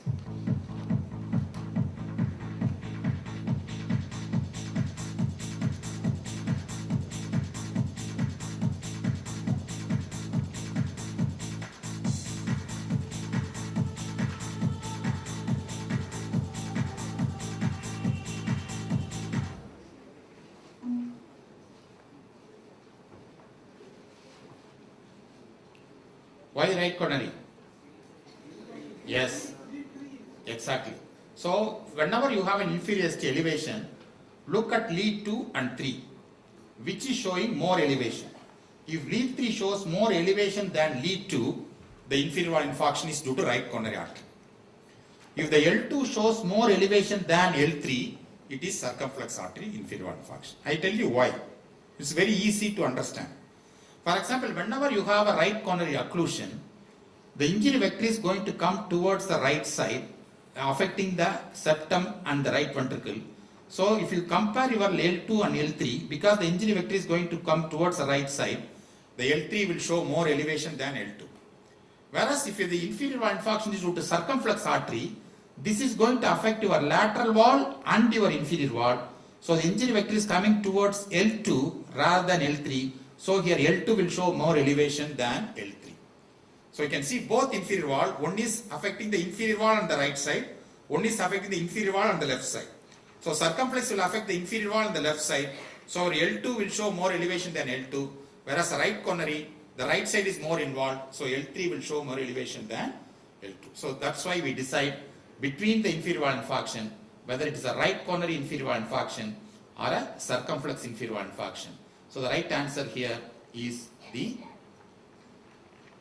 this inferior wall infarction is due to right coronary.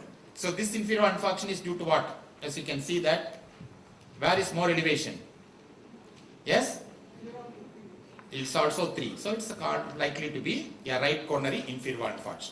Here I am asking whether it is a proximal RCA, distal RCA, circumflex or conse.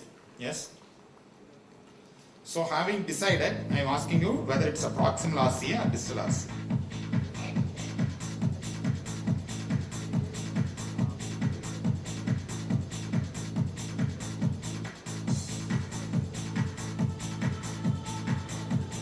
I have given you the right sided leads here. These are all right sided leads. Not left sided leads, these are all right sided leads.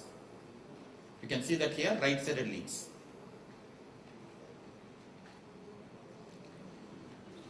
So once we have still 2% is circumflex, right? I told you L3 is showing more elevation than L2, so this is a right coronary. So having decided it's a right coronary, then the next job is to decide whether it is a distal right coronary or a proximal right coronary. So as you can see, I have told you in the first few slides, the first branch of right coronary artery is a right ventricular branch. First branch is the right ventricular branch. If you have a proximal right coronary, your right ventricular branch is going to be affected. So you will have a right ventricular infarction because the RV branch is affected, because it is the obstruction is proximal to this branch. So whenever inferior wall infarction, right coronary inferior wall infarction is associated with a right ventricular infarction, it is proximal RCA. That's all. So to diagnose a right ventricular infarction, you take the right sided leads, especially lead V4R.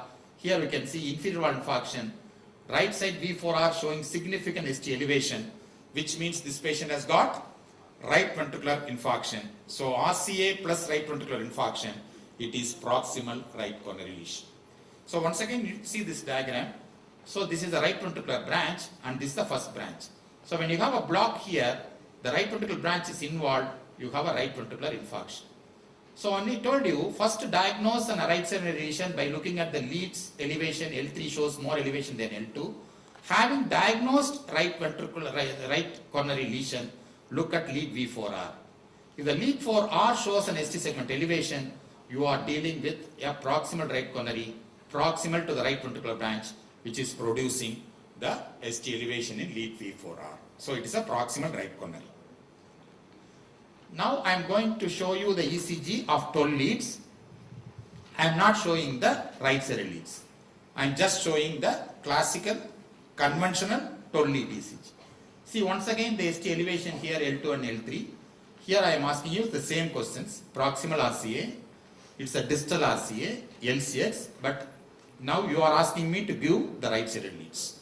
Because V4R elevation, RV is there, I know it is a proximal right coronary, but I am not giving you the right sided leads. Can you diagnose a right ventricular infarction with the given 12 lead ECG? Yes.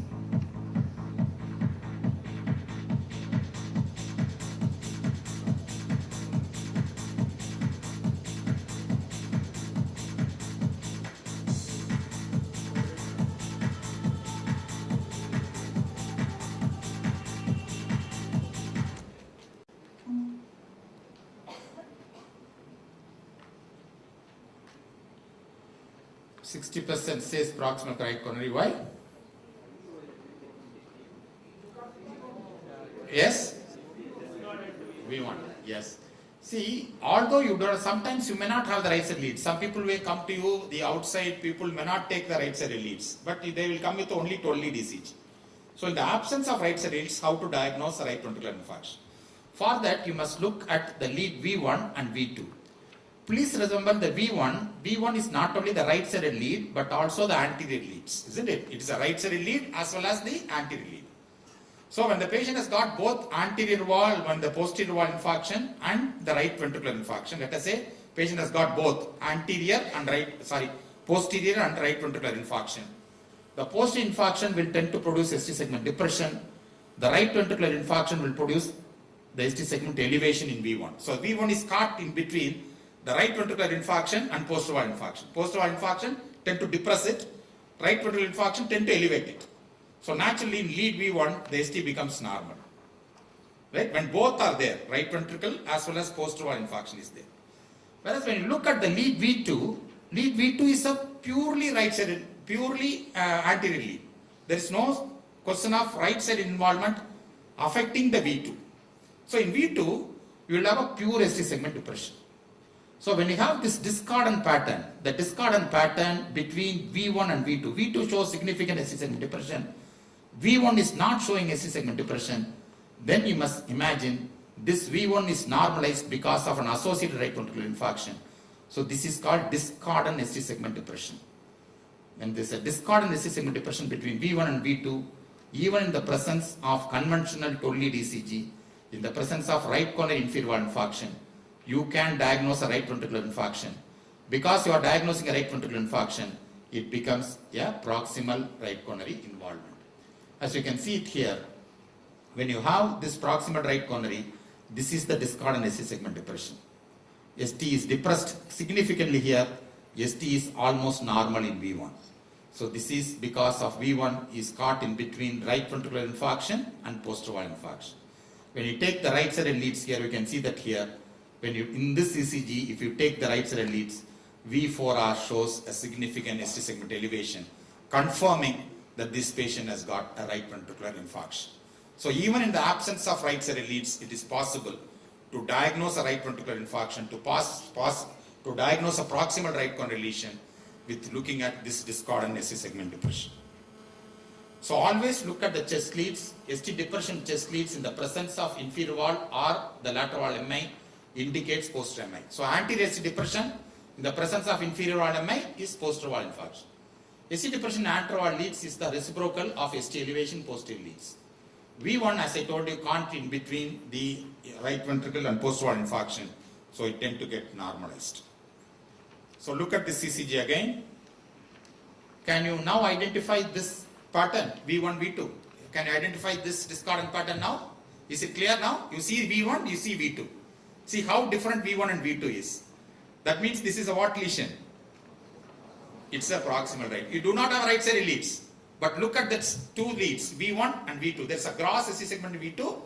V1 is absolutely normal. Why? V1 is having the problem of both posterior and right ventricular infarction. One is elevating, one is depressing. So V2 is normalized. So this is a classical discordant ST pattern of proximal right coronary lesion. So you can everybody wants the right side leads. After attending this workshop, you must diagnose right ventricular infarction even without right side leads, isn't it? That is the importance of looking at the small things and the vectors. So here what will you do? The BP is 80 Curie. Thrombolyze, heparin, both neither. BP is hardly recordable. Yes?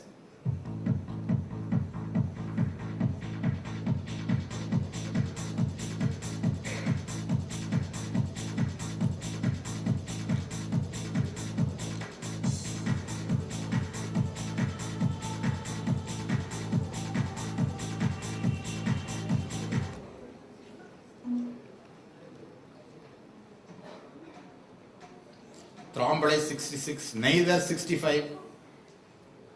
This is like what? 40 and 40. Equal. Will not do nothing. For the ECG, people don't want to do anything. You will not thrombolyze, you get married, nothing. Right. So this is a cardiogenic shock.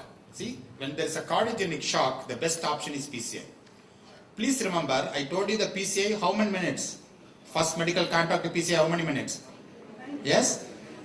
First medical contact to PCI, 120 minutes. So there is an exception for this rule. When the patient has got a cardiogenic shock, even the delay is more than 120 minutes, you refer for PCI. The treatment for cardiogenic shock is PCI. No thrombolysis. Especially within 18 hours of shock, if PCI can be done, still we can salvage. That's why I given the line, no PCI option. The patient is cardiogenic shock, there is no PCI can be done. Then what will you do? You must thrombolyze. So please remember, hypotension or cardiogenic shock is not contraindication for thrombolysis. Why the patient is in shock? Because the myocardium is not receiving blood supply. What is the treatment? Restore the blood supply to the myocardium. How will you replace? How will you reperfuse? Either by mechanical means or by pharmacological means. Mechanical means are not available. Do the pharmacological means by giving a thrombolytic therapy.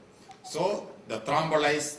So don't deny thrombolysis in these situations. When the patient has got hypotension, patient has got a tachyarrhythmia, patient has got a bradyarrhythmia, acute pulmonary edema, bundle branch block, old age, in all these situations, do not deny thrombolysis. Thrombolysis can be given in all these situations. Because a majority of these situations is because the myocardium is not receiving blood supply. So the restoring blood supply is the best option. ECG number 6 here. Once again, the right side leads here. Once again, the right side leads here. It's not left side leads, right side leads here. We can see the R there. You can see the elevation here. Proximal RCA, distal RCA, circumflex needs some more data. Right.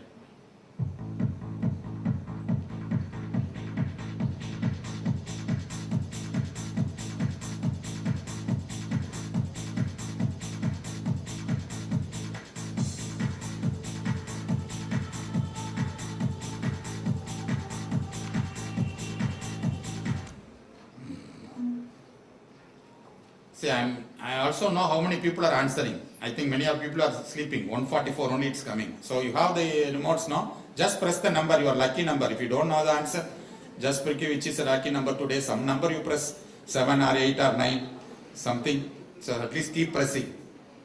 So this ECG is distal RCA. Very good. Why distal RCA?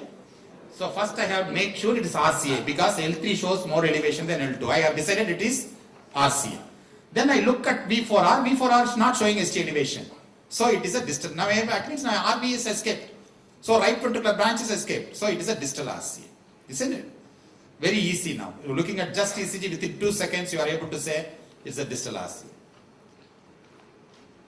4% need more data. What data you want? So when you have a distal RCA, as you can see here, because the right ventricular branch is escaping, no longer the right ventricle is involved, so you do not have an ST elevation, but the V4R shows a normal ST and an upright T wave. Normal ST and an upright T wave. ST elevation is proximal, normal ST with the upright T wave is distal. Now this ECG, lead 7.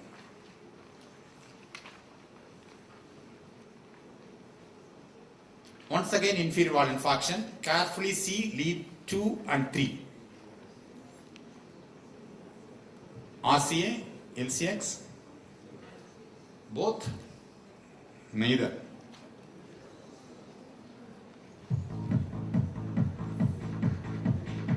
Look at the amount of elevation.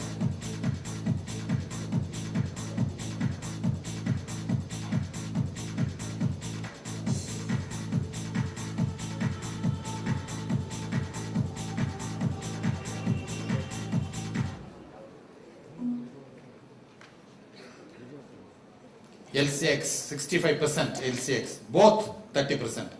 How can both produce inferior wall infarction?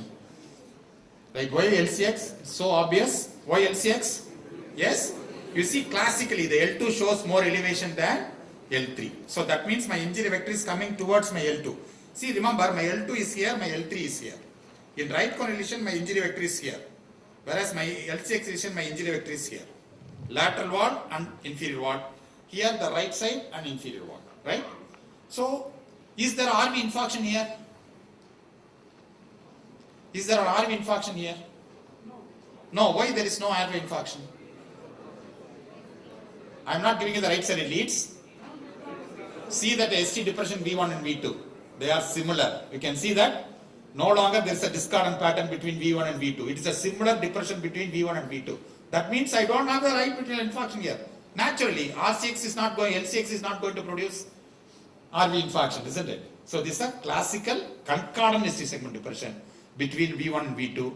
It's a pure posterior wall infarction without a RV infarction. That's why the V1 showing similar ST segment depression when compared to the V2 ST segment depression.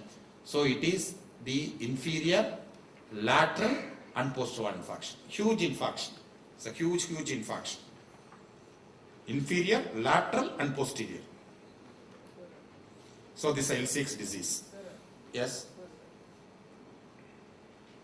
What is that lateral organ was V5V6 can extend posteriorly to produce? No. V5, V6 is lateral one. Sir, take a V7, V8, it will automatically show ST elevation, sir. So perhaps the extension. No.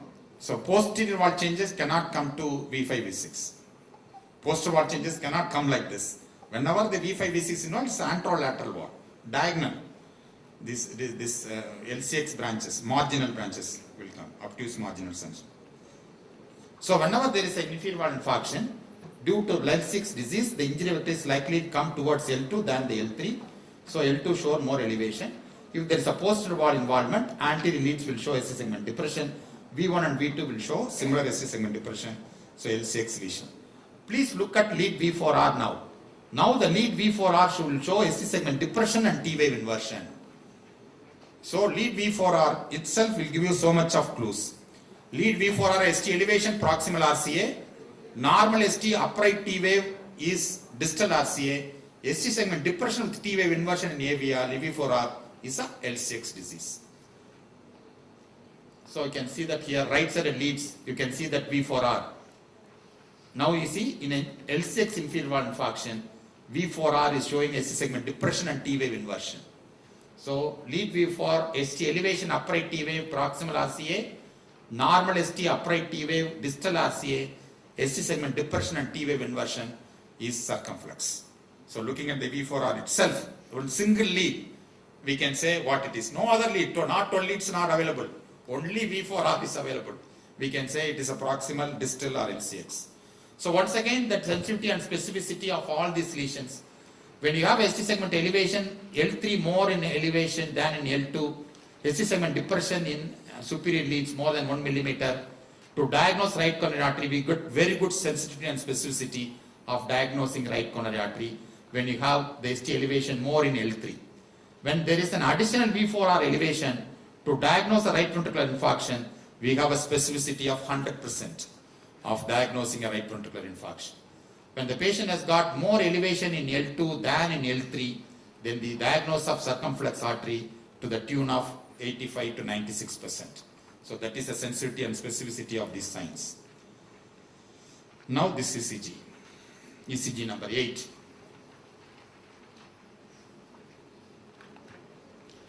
Now we must understand our coronary system can be a right dominant or a left dominant. Right dominant means it is giving right to PDA. Left dominant means PDA is given by the left coronary system. 60% of the population, right coronary artery is dominant. That means it is not only giving the inferior surface and going towards the lateral wall. It's a right coronary dominant. Whereas a circumflex, if it comes the lateral wall and supply the inferior wall through the PDA, it is a left system dominant. Now through the ECGs, I am going to tell you without coronary angiogram how to decide this person is a right coronary dominant person or a left coronary dominant person.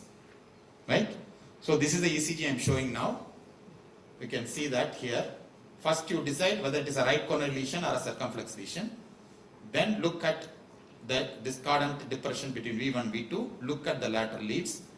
You say which system is dominant. Right system is dominant, left system is dominant, or co-dominant means the both arteries are equally dominant in some people. Yes? No right side leads, it's all left sided leads.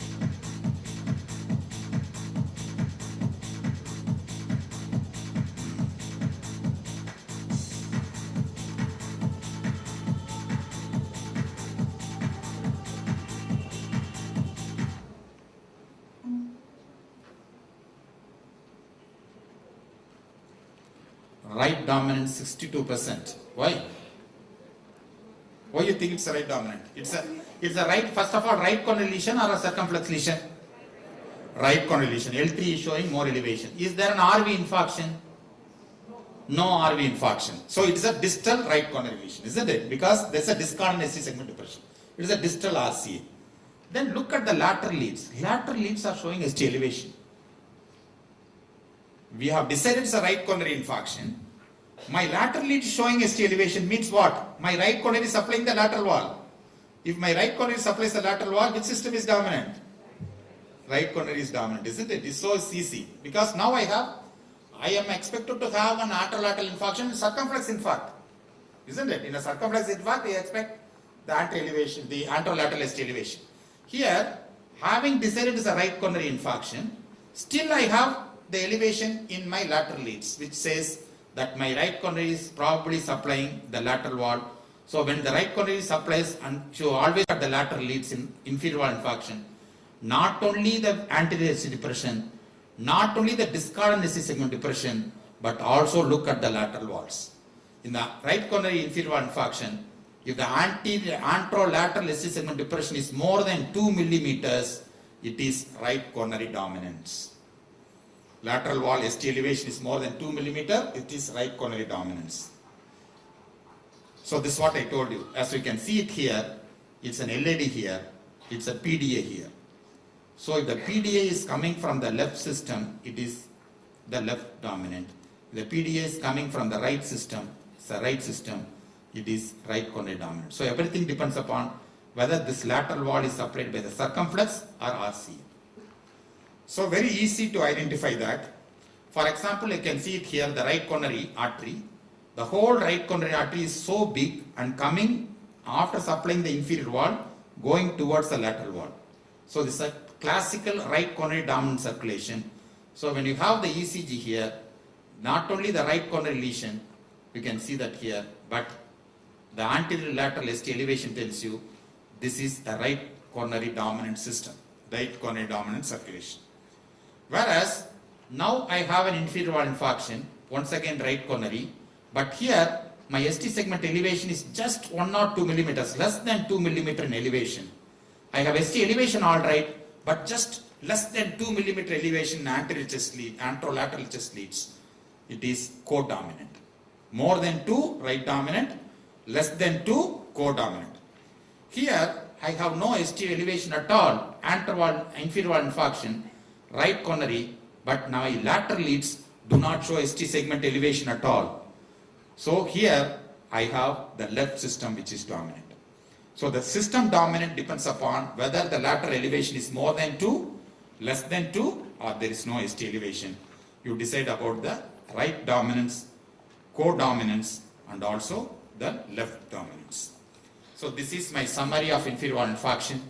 So whenever there is an inferior wall infarction, first look at whether ST elevation is more than L3 or in L2. If it is more in L3 than L2, you are dealing with a right coronary lesion. Once you decide it's a right coronary lesion, always look at 2 things, anterior chest lead. In anterior chest leads, V4R shows ST elevation, or there is a discordant ST segment depression between V1 and V2, there is an RV infarction. Right coronary plus RV infarction, make it a proximal RCA. Here, tells you patient has got an inferior wall infarction, patient has got a right ventricular infarction, patient has got a posterior wall infarction. And it is a proximal RCA, very high risk inferior wall infarction. Whereas in the presence of right coronary inferior wall infarction, there is no ST elevation V4R, there is a concordant ST segment depression in V1 and V2. That means this patient does not have an RV infarction. That means it is a distal RCA. Because there is a ST segment depression in anterior chest leads, it is an inferior wall infarction and posterior wall infarction. There is no RVMI. It's an intermediate risk. It's a distal RCA. Whereas there is no ST changes at all in anterior chest leads. There is no depression. There is no elevation V4R. There is even no depression in anterior chest leads. It is a pure inferior wall infarction. There is no RV infarction. There is no posterior wall infarction. It is a distal RCA, pure inferior wall infarction due to distal RCA. It is a low risk inferior wall infarction. In the presence of an RCA, not only look at the anterior chest leads, but also look at the lateral chest leads. In the presence of a RCA lesion, if the lateral ST elevation is more than 2 millimeters, it is right dominance. 1 to 2 millimeters, it is codominant. If there is no elevation at all in anterior lateral chest leads, it is a left dominant system. If your ST elevation is more in L2 than in L3 in inferior wall infarction, it is likely to be left circumflex involvement. So this summarizes the whole system of diagnosing the RCA, LCX, proximal, distal, as well as the dominance. So this is the most important ECG. Now I am showing the ECG now, V1 to V3. V1 to V3 now. No elevations here, no elevations here, just V1 to V3 ST segment depression. Acute chest pain. What will you do? Heparin, antiplatelets, thrombolyze, bedside echo, troponin.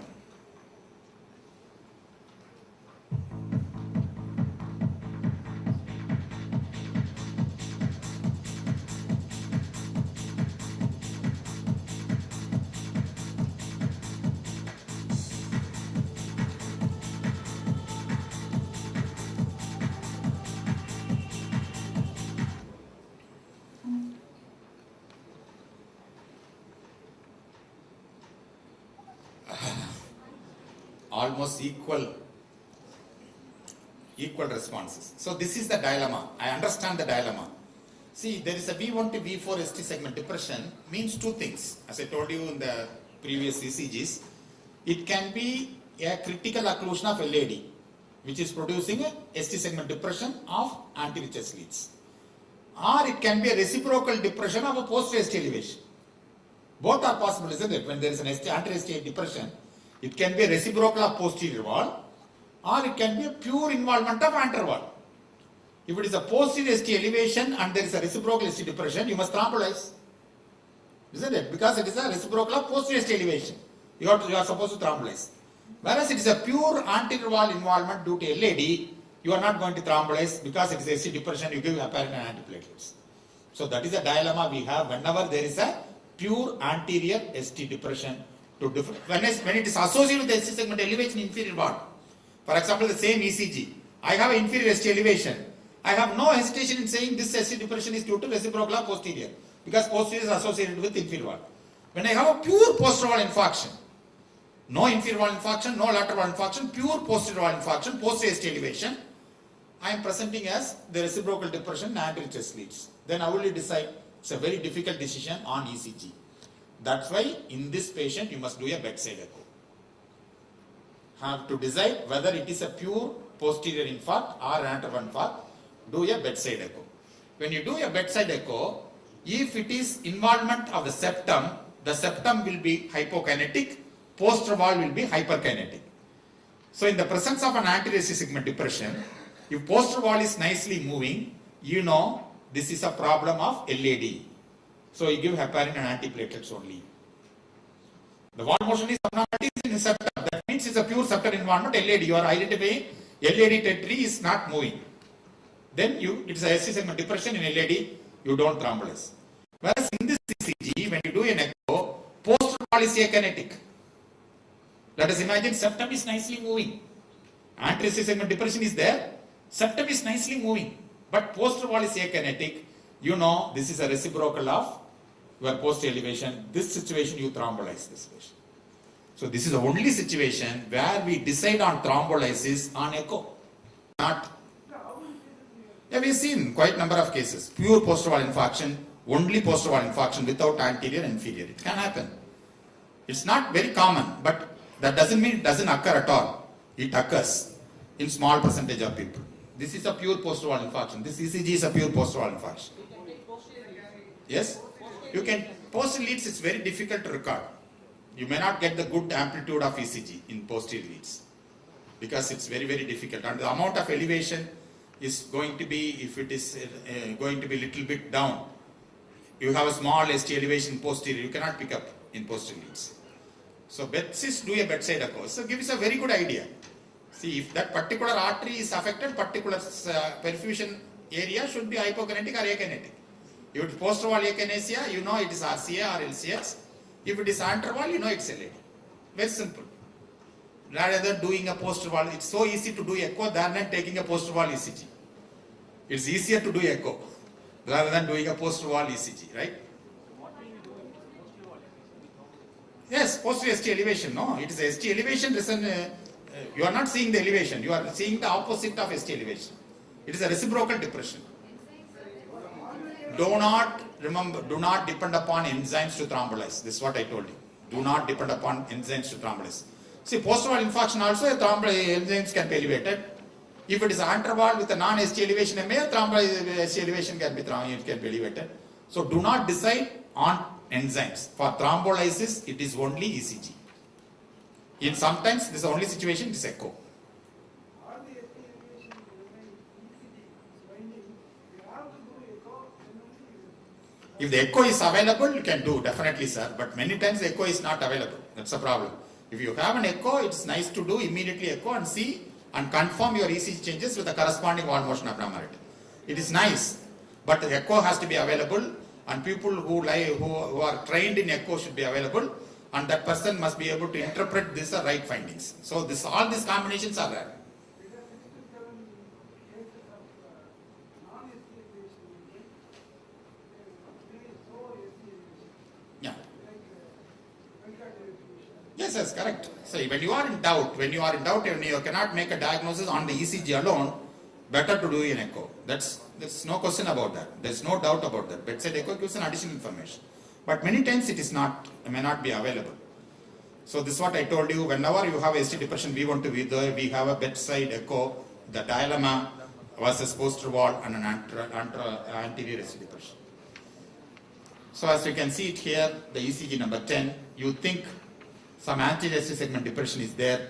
You think it is RCA, LCA, RCA plus LCA, left coronary lesion or left main lesion. So once again, when there is an anterior ST segment depression, even though it is associated with inferior wall infarction, how to say there is an associated LAD lesion or it is purely reciprocal or posterior? So that is also possible, no? So how to say that? Yes?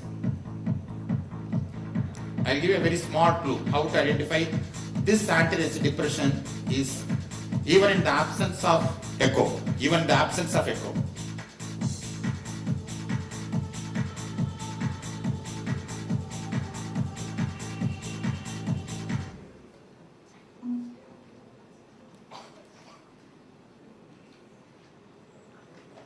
RCA. Why don't you think this ST depression is RCA? I say it is an LAD. How are you sure it is reciprocal? Why can't be a combination of RCA, total occlusion, LAD, critical occlusion? So what happens when you have RCA, total occlusion? It will produce as inferior ST elevation. LAD, critical occlusion, anterior ST segment depression. Why can't be there? Why are you attributing always to post-wall infarction? Why can't be associated with left-handed descending artery disease? Isn't it? Let us say both the lesions are there, total occlusion, critical occlusion. This will produce ST segment depression, this will produce ST segment elevation. No. The important clue is to see whether the ST segment depression goes beyond V3. If the ST segment depression confines only to V1 to V3, it is most often reciprocal or posterior. Whereas if it is LAD, it will go beyond V3 to V4 and V5. So this ST depression extends beyond V3, you must suspect associated LAD disease. A reciprocal change never crosses V3. At the same time, LAD disease will not confine to V3. It will always go to V4. You cannot have a V3 alone. V3 and V4 only will be there. So that is the important clue. Whether your ST changes are confining to V2, V3 or so. You can see that here. Inferior ST elevation, you can see the ST segment depression going beyond V3. It is definitely, an associated LAD disease. Whereas this ECG you can see absolutely beyond V3 that V4 is normal, V5 is normal, V5 is 6 normal. It is just confining to V1 to V3. It is most often reciprocal or posterior. Whereas it is going to extend beyond your V3, then it is the associated left coronary system involvement is there. So the localization takeaway messages, at least the takeaway messages are simple. The only simple thing about the complex ECG exercise is takeaway messages. Very simple message I want to give you. To localize the level of obstruction, look at the leads which are hardly looked at. Nobody looked at the AVR, nobody looked at AV1. These are all neglected leads. These leads are treated with contempt. But you look at the lead AVR and V1 to localize the coronary artery. Look at the leads which are looked by others. You must look at always lead AVR and V1. In anteral MI, look at inferior leads. Inferior wall MI, look at the anterior leads. That's all. In anteral MI, inferior ST segment depression is proximal or mid, isn't it? Inferior ST elevation is wrap around LAD. Absence of inferior ST elevation or depression, it is a distal LAD. Simple. Whereas in inferior wall infarction, anterior ST segment depression is posterior wall.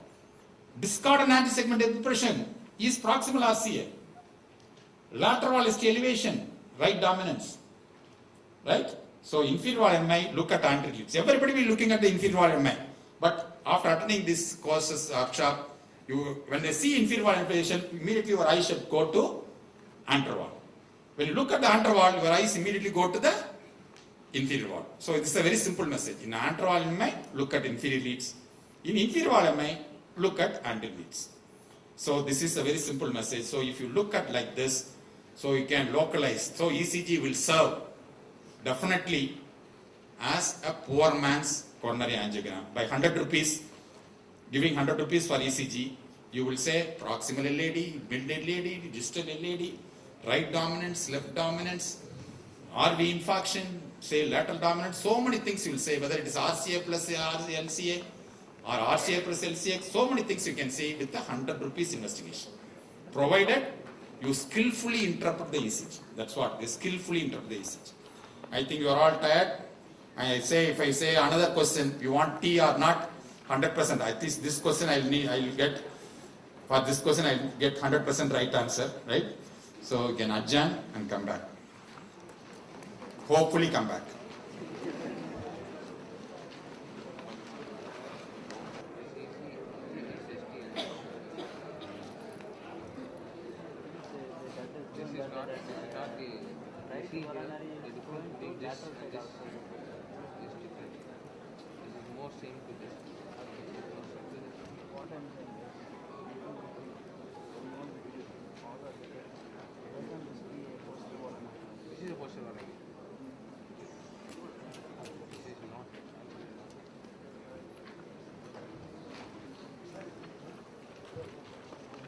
So having localized whether it is anterior wall infarction, inferior wall infarction and the culprit artery, then each infarction we try to see the other points to risk stratify a particular infarction.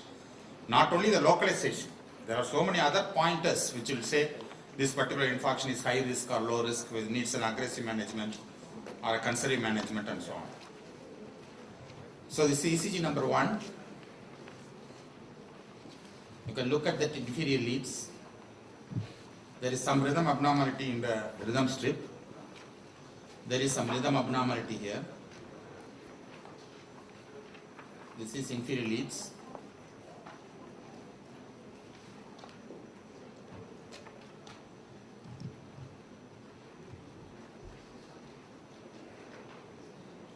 What will you do? You thrombolize immediately or do a PCI, give heparin, both, neither.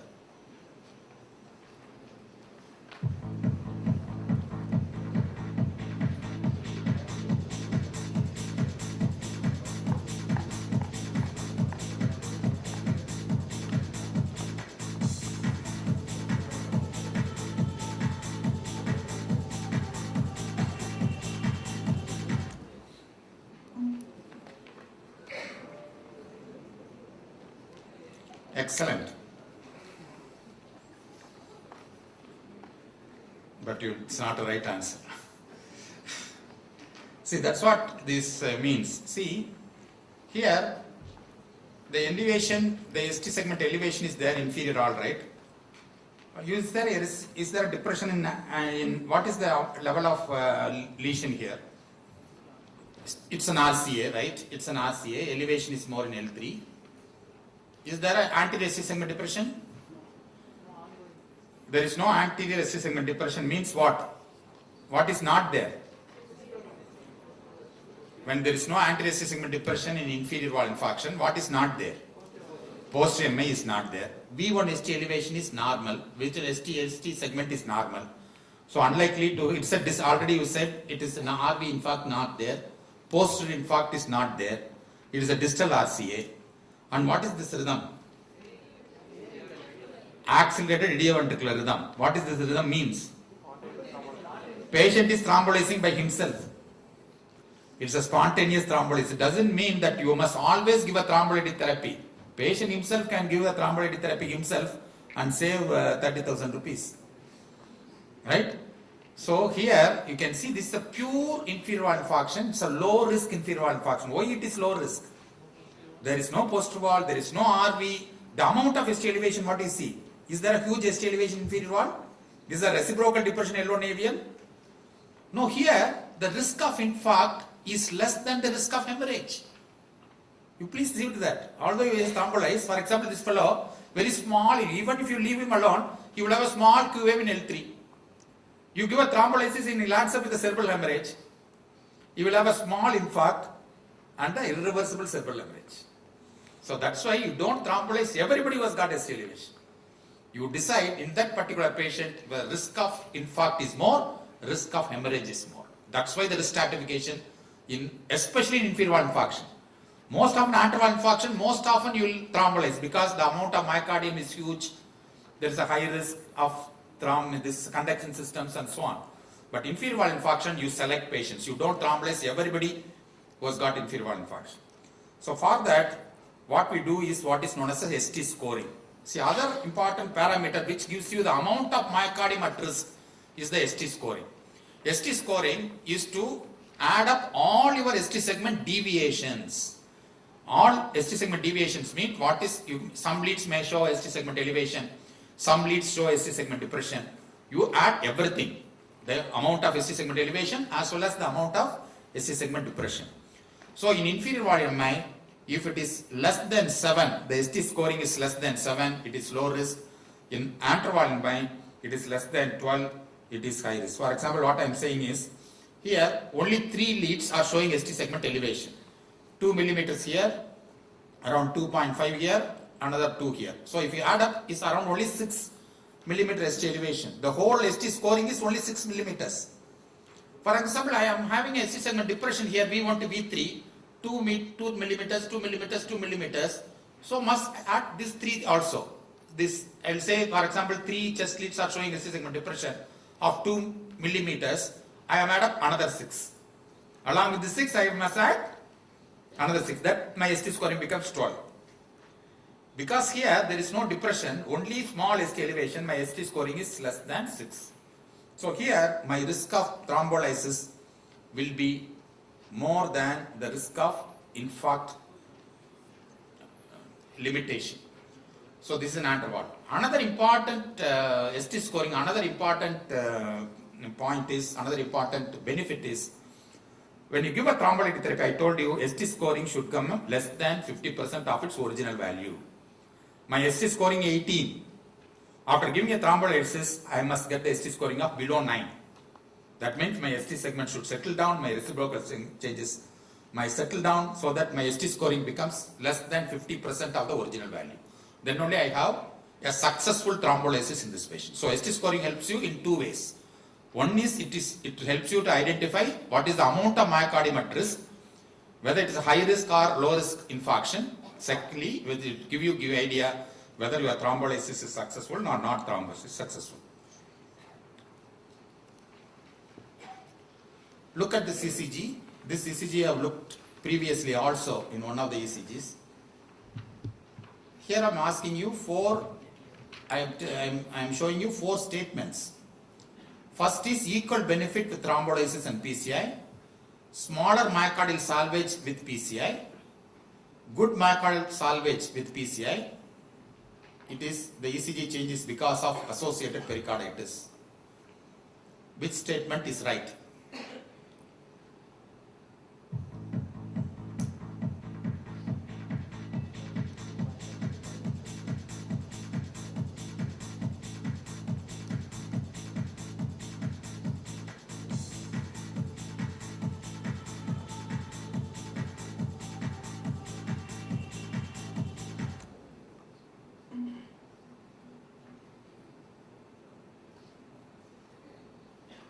good myocardial salvage with PCI.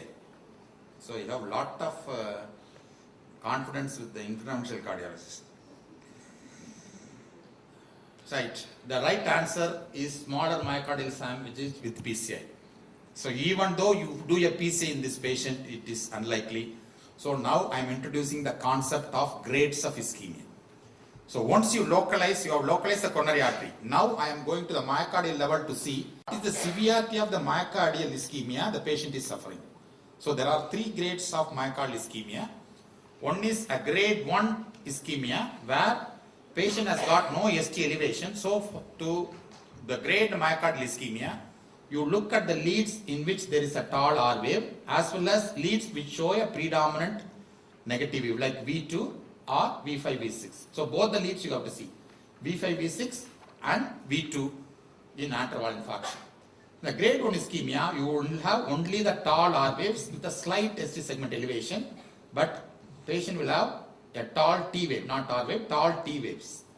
Only tall T waves, grade 1 ischemia. Grade 2 ischemia, ST is elevated, but it is not distorting the descending limb of the QRS complex. ST elevation is less than 50% of the QRS complex or descending limb. So ST elevation is alright, but the descending limb continue to be present.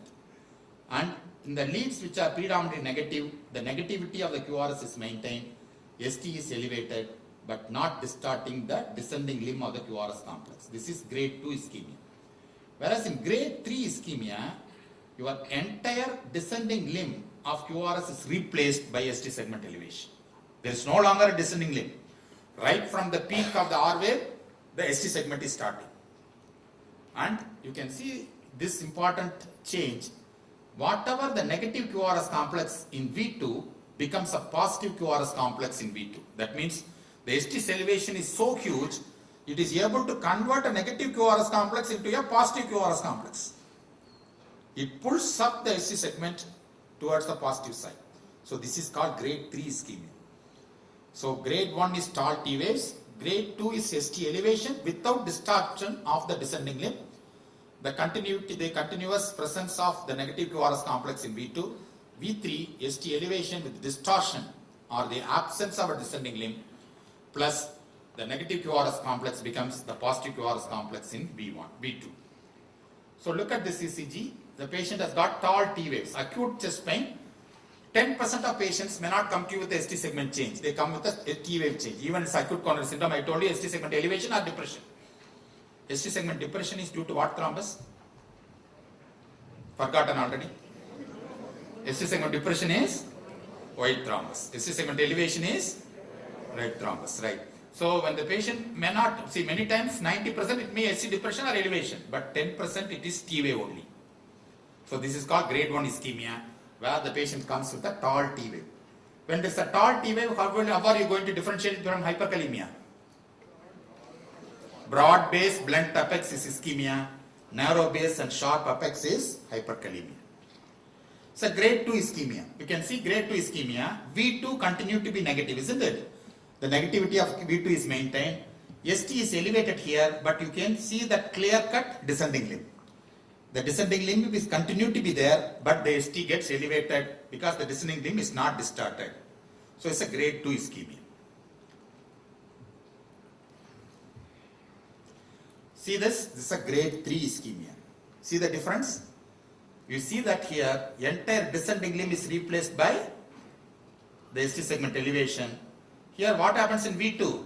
V2 is totally become positive here. So entire QRS, negative QRS complex is pulled by such a huge elevation to a positive side. See the difference between grade 2. You can see that ST here, the descending limb is continued to be present. Whereas see it here, the entire descending limb is replaced by the ST segment elevation. So this is a grade 3 ischemia. Grade 3 ischemia is supposed to be the involvement of the Purkinje system. Usually the Purkinje system is resistant to ischemia. However big the coronary obstruction is, Purkinje system usually doesn't get involved. But when the ischemia and the lack of blood supply is so severe, once the Purkinje system also gets involved, you get this type of ST segment elevation. So when you get this ST segment elevation, the reperfusion success is very poor. Even if you do a PCI, you are unlikely to salvage this patient. So once again, extensive myocardial involvement, greater severity of regional dysfunction due to involvement of the ischemia, the resistant Purkinje fibers, more persistent severe ischemia. These are the patients go for cardiogenic shock. Even with the PCI may not have a significant reperfusion. With thrombolysis may not work this patient. So these are the patients we have to prepare the family. So ECG number 3, acute chest pain. 2 hours. You see some elevation there, you see some elevation there. So there is something here. I give you some time. Look at the clue is only in the rhythm strip. The answer to this question remains in the rhythm strip. So I have given a lot of clues. Localize the artery and lesion. You not only tell me which artery is involved, you must tell me in that artery which segment is involved, proximal segment or distal segment, like that. So artery and lesion. I know nothing will come out here. Put.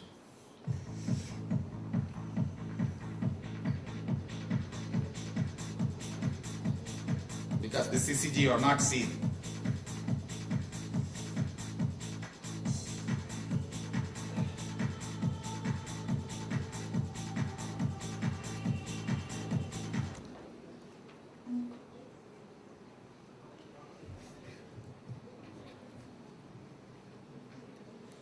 Proximal LCX, 36%. The people have attended the previous class, I think. 36% have attended Coimbatore, I know. So, you know. So, majority of people said proximal RCA. Why there is RCA? Is there ST elevation inferior leads? Why there is an RCA lesion? Is there an ST elevation there? ST elevation only you can diagnose a proximal RCA, not with ST segment depression. Distal LAD, 21%. Distal LCX 19%.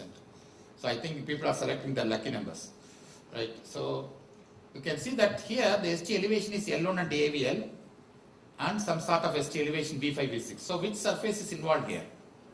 L1 AVL means which surface? Which is supplied by which artery? Circumflex. So you have elevation L1 AVL is which surface, which artery is involved? It's definitely a circumflex involved, isn't it? When you have a circumflex ST elevation is, for example, in an inferior ST elevation, where did you have reciprocal depression? Not only in the anterior chest leads, in limb leads, which are the leads will show a reciprocal depression in inferior wall infarction? L1 and AVL. Here, the inferior wall infarction SUX is coming down, so naturally your L1 and AVL will be depressed, L2, L3, AVF will be elevated. This is the opposite of your inferior wall infarction. Here the high lateral surface is infarcted, so ST is going towards the high lateral surface. Because the ST vector is going towards high lateral side, superior side, L2, L3 AVF shows a reciprocal depression here. The L2, L3 AVF ST is because of the ST elevation in L1 and AVL. So it's a classical circumflex infarct. It's a circumflex high lateral infarct, L1 and AVL, V5, V6 are involved. But then having localized it is LCX, then we must localize the level of obstruction. For that only I want you to look at the inferior leads, the rhythm strip here. Is there any arrhythmia in rhythm strip? See here, the heart rate is slow here, isn't it? Heart rate is slow around 75 or less than 70. See the heart rate here? It suddenly picks up to 100. For a few beats it's 100. Then once again it slows down to 60 to 70. Then it picks up again. So sometimes the heart rate is faster. Sometimes the heart rate is slower. What is it called? Sinus? Sinus? Yes, sinus? Louder. Sinus? Sinus arrhythmia. It is not sinus tachycardia. It's called sinus arrhythmia. Sinus arrhythmia, spontaneously your sinus rate becomes faster and slower. So this is called sinus arrhythmia. Most often in children it is related to the respiration. Inspiration it quickens and expiration it slows down. Whereas in adults, in coronary disease, it is non-respiratory. It is called non-phasic sinus arrhythmia, where spontaneously your heart rate quickens and slows down. So you can see nicely in rhythm strip here. Here it is quickening, here it is becoming slower. So this is a sinus arrhythmia. Sinus arrhythmia is common in which infarction? Sinus arrhythmia is common in which infarction? Inferior wall infarction. Why inferior wall infarction? Exactly. Which artery supplies the sinus node? RCA. Inferior wall infarction is due to which artery? Most often RCA. So whenever the RCA is affected, because the sinus node becomes ischemic, sinus node fires irregularly. Sometimes it fires fast, sometimes it fires slowly. Right?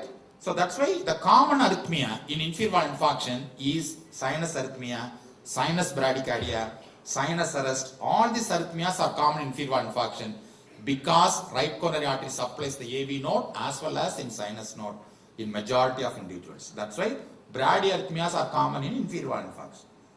Whereas here it is not RCA disease. It is LCX disease. I have a sinus node problem. What does it mean? What does it mean? That means my sinus node artery is arising from LCX. Whenever the sinus node artery arises from LCX, in an anterior wall infarction or a lateral wall infarction, I have a sinus node problem just like I had an inferior wall infarction. In 60%, sinus node artery arises from right coronary artery. In 40%, it arises from the circumflex artery. The importance is, if it is arising from the circumflex, it is the proximal branch. If at all the sinus node artery is arising from circumflex, it is one of the very proximal branches of circumflex. That means if a circumflex infarction, if you have sinus node problem like sinus block or a sinus arrhythmia, we know the obstruction of LCX is proximal to the sinus node branch and it is a proximal LCX disease. So in an anterior wall infarction, if you have a bradycardia, in the absence of drugs like beta blockers or calcium blockers, you must suspect proximal left coronary disease. You infer the right coronary artery, just like the right coronary artery, the sinus node artery is arising from the left system. When it arises in the left system, most often it's a proximal lesion, proximal branch. So, anterior wall infarction, bradycardia is a bad sign. Sinus arrhythmia is a bad sign. Why it's a bad sign? Because of proximal occlusion. I have told you how to diagnose a proximal LAD. I told you how to diagnose a proximal RCA. Now I am telling you how to diagnose a proximal LCX by looking at the anterior wall infarction, sinus arrhythmia. So no, the RBB, see once again the RBB can be due to associated LAD disease. So we have to compare with the old ECGs and say whether the RBB is fresh or old. For example, patient has got a chronic RBB. This may not have significance. That's why the comparison of old ECG is important. If it is a fresh, the patient may have an additional LAD disease, whereas because there is some anti-symmetrical T-wave inversion in chest leads also. So this is a proximal LCX. So in anterior wall MI, sinus node abnormality in the absence of drug therapy, it is inferred. The sinus node artery is arising from the left system in 40% of the people. Sinus node artery is the most proximal branch. It indicates a proximal left coronary. Some people used to say this is also an indicator of a left main disease. An anterior wall infarction, bradycardia. In anterior wall infarction, you expect the tachycardia. Most often, what is the arrhythmia you get in anterior wall infarction? Sinus tachycardia. Because your anterior wall is full of sympathetic receptors. So in anterior wall infarction, you will get a sinus tachycardia. There are certain ECGs, I will put it again to see whether you are picking up. Right. Chest pain one day. Go to the left. Question. What is the advice? Discharge with medicine. CAG optional. Don't discharge without ECG. Pray God. For this ECG, what advice you will give? He is coming with 1 day chest pain.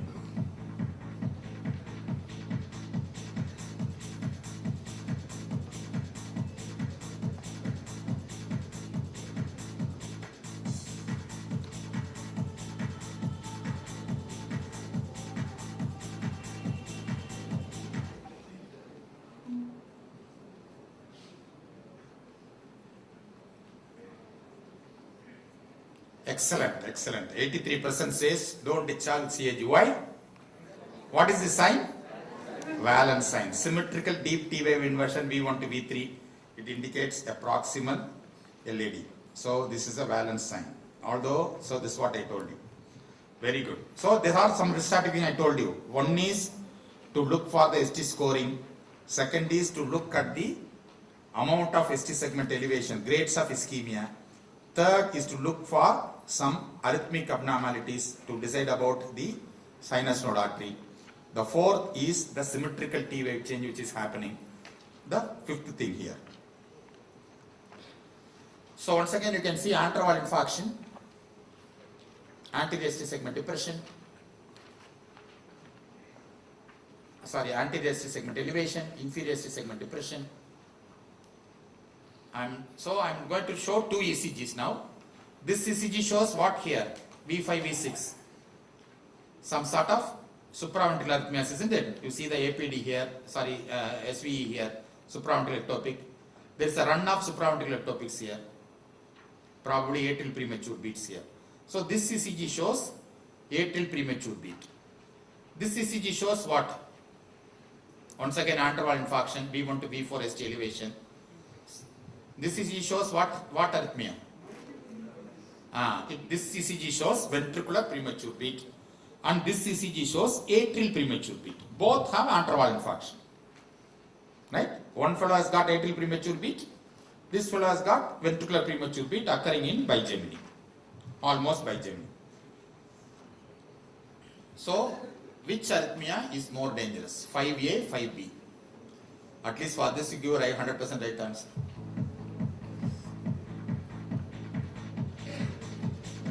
Whether this supraventricular arrhythmia is dangerous, whether this ventricular arrhythmia is dangerous. Both have infarction, anterval infarction.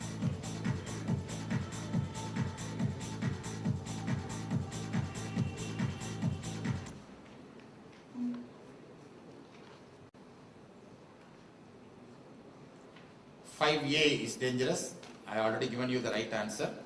See, most often we think the ventricular arrhythmia is dangerous, but please remember in anterval infarction, recurrent atrial premature beats, atrial fibrillation, atrial tachycardia all indicate the increase in atrial stretch. I told you in atrial fibrillation. Why the atrial fibrillation is happening? Because of the stretch. So whenever there is atrium becomes irritable, you know there is some sort of atrial stretch is happening. Why the atrial stretch is happening? There is enormous increase in your left ventricular anti-systolic pressures. Why the anti-systolic pressure is increasing? Because of the LV dysfunction. So APDs in anterval infarction most often indicates a LV dysfunction or a pericarditis. So most often we are afraid of supraventricular arrhythmia rather than a ventricular arrhythmia, especially in anterval infarction. So the important risk stratification is to look not only for a ventricular arrhythmia but also for an atrial arrhythmia. So atrial arrhythmia in anterval infarction may indicate left ventricular dysfunction, may indicate irritability of the atrium due to stretch, increased stretch of the atrial muscles. ECG number 6.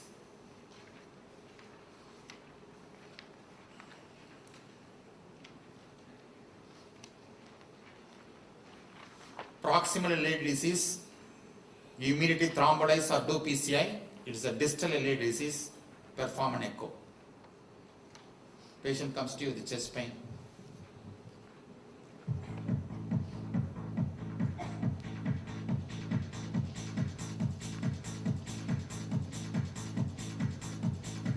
Some sort of white URS is there.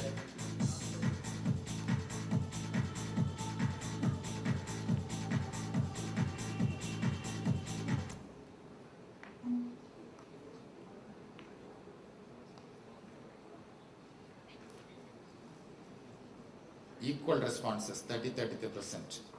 See, please remember, I told you one of the indications for thrombolysis is when the patient comes to you with acute chest pain with a left bundle branch block. It's an indication for thrombolysis. This is what bundle branch block? It is a left bundle branch block. So a patient has got acute chest pain with a left bundle branch block. The guideline says you must thrombolyze the patient or do a PCI for this patient. So there is no question of localization when you have a left bundle branch block. Please remember that. When the patient has got left bundle branch block, there is no localization. It is an indication to thrombolyze the patient. It indicates an anterval infarction, an indication for thrombolysis rather than localization. So here, the important thing is to thrombolyze this patient. ECG number 7. Select the right option.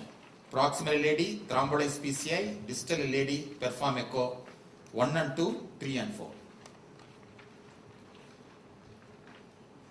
See the elevation, see the QRS.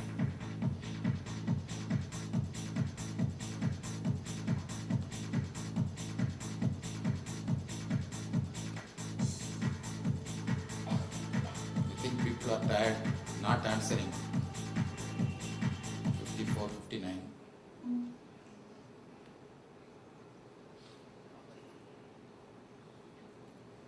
One and 2 is the right answer. Good. 56%. Why? It's an antival infarction. What bundle branch block you have? RBB or LBB? Right bundle branch block. V1 R wave is right bundle branch block. V1 S wave, negative QRS complex in V1 is left bundle branch block. Here, bundle branch block. ST elevation. So antival infarction right bundle branch block means what? Proximal LAD. When there is an ST elevation, it needs a thrombolysis or PCI. Okay, that's why. So this patient will have good result with PCI or bad result or suboptimal result with PCI. This patient after PCI will have what result? Yes, louder?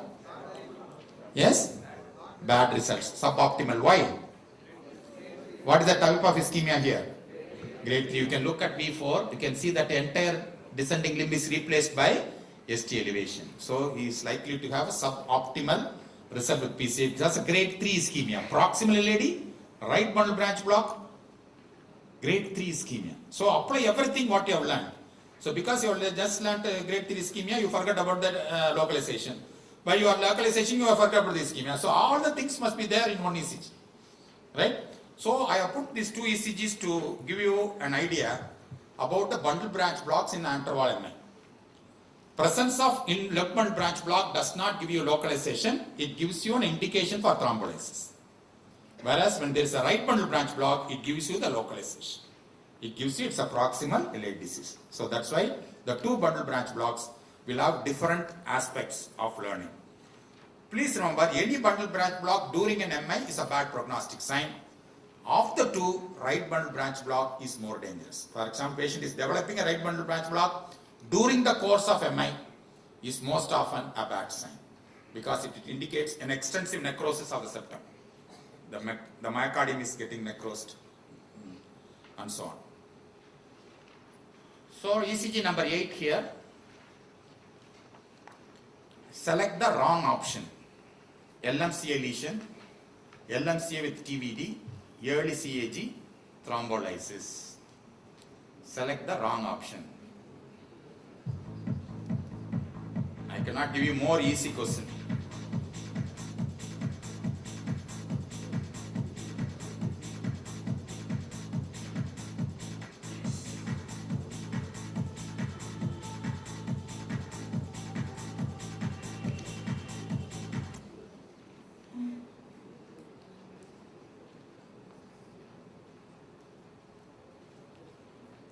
So wrong option is 68%. Very good. I am very happy about that. Almost 70% are right. So definitely this is an what lesion this is? Louder? ST segment depression. I told you whenever there is an anterior ST segment depression, which lead you must immediately see? Lead? AVR. AVR is showing what here? So what lesion this is? It's a left main lesion. So it's a left main lesion. ST segment depression, AVR elevation, left main lesion. But here, whenever there is a left main lesion, see how many leads this ST segment depression is there. So if there is although there is a left main lesion, the patient has got diffuse ST segment elevation, ST segment depression more than 5 leads. It indicates not only left main disease, but also triple vessel disease. So this is LMCA with the triple vessel disease. ST segment depression with AVR elevation, left main, multiple leads ST segment depression, AVR elevation is left main lesion with the triple vessel disease. So the wrong option is thrombolysis. So this is the importance of AVR. Only 3 things I am telling you. With anterior ST elevation, V1 and AVR elevated, V1 elevation is more than AVR, it is a proximal LAD. When there is an anterior ST segment depression, AVR is elevated more than V1, it is left main lesion. In anterior ST segment depression, AVR is elevated more than 5 leads showing ST segment depression, it is LMCA with a triple vessel disease. Okay? So everything for AVR, it is early CAG.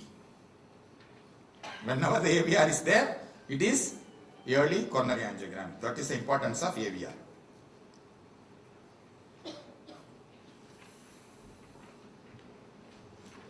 This ECG, anterior ST elevation there, you look at the inferior leads. You think it's a high risk, intermediate risk, low risk, according to 7.5 countries are done.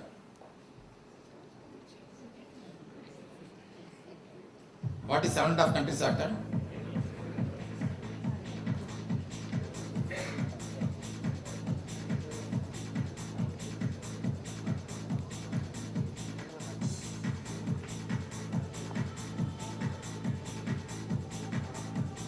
Look at the anterior wall, look at the inferior wall.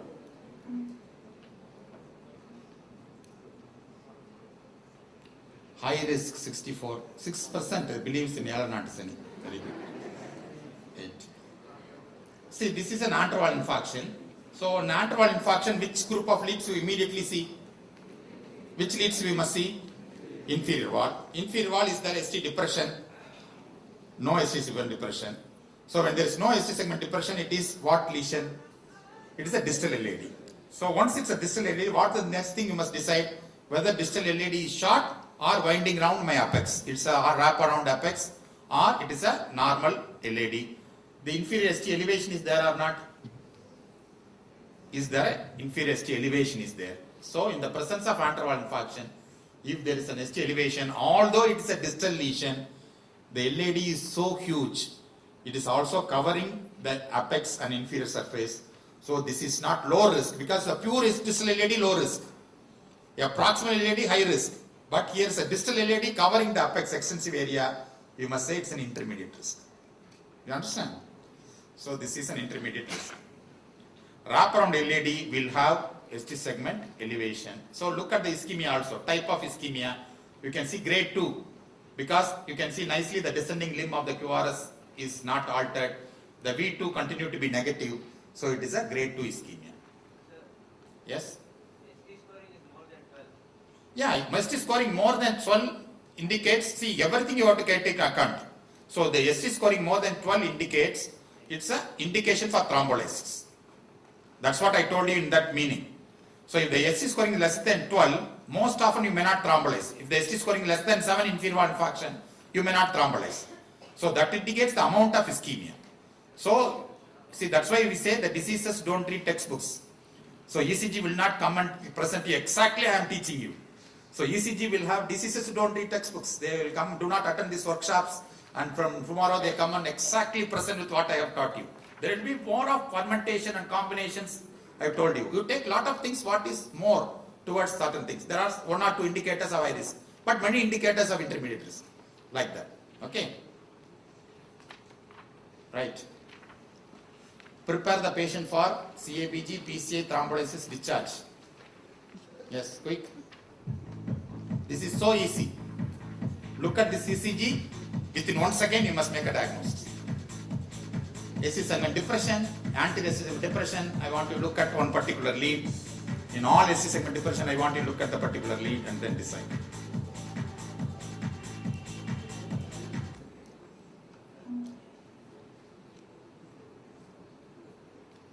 Excellent. So this is a classical left main lesion, anterior ST segment depression, AVR elevation more in V1. So it's a classical left main lesion. Prepare the patient for CABG.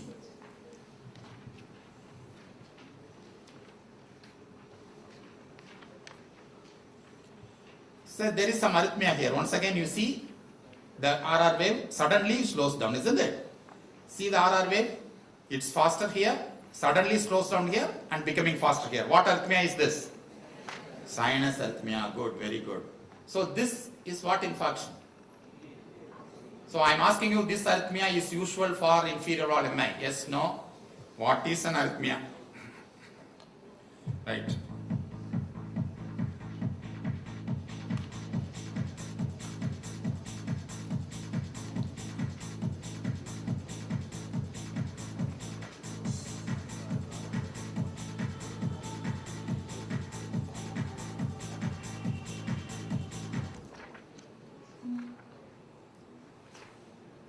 Excellent, 90%. This is the usual arrhythmia because right coronary artery supply is coming from the right coronary system. It is causing inferior wall infarction. Sinus arrhythmia, sinus bradycardia, sinus arrest is the commonest arrhythmias in inferior wall infarction. 3% want to know what is arrhythmia. That will have next workshop. Right. So this ECG now. Once again, inferior wall infarction. There is some arrhythmia here. Once again. Go to the question. This is a question, yeah. This arrhythmia is usual for inferior wall MI. Yes, no, there is no arrhythmia in ECG. I think there is an arrhythmia. If you say no arrhythmia, say the arrhythmia. No arrhythmia.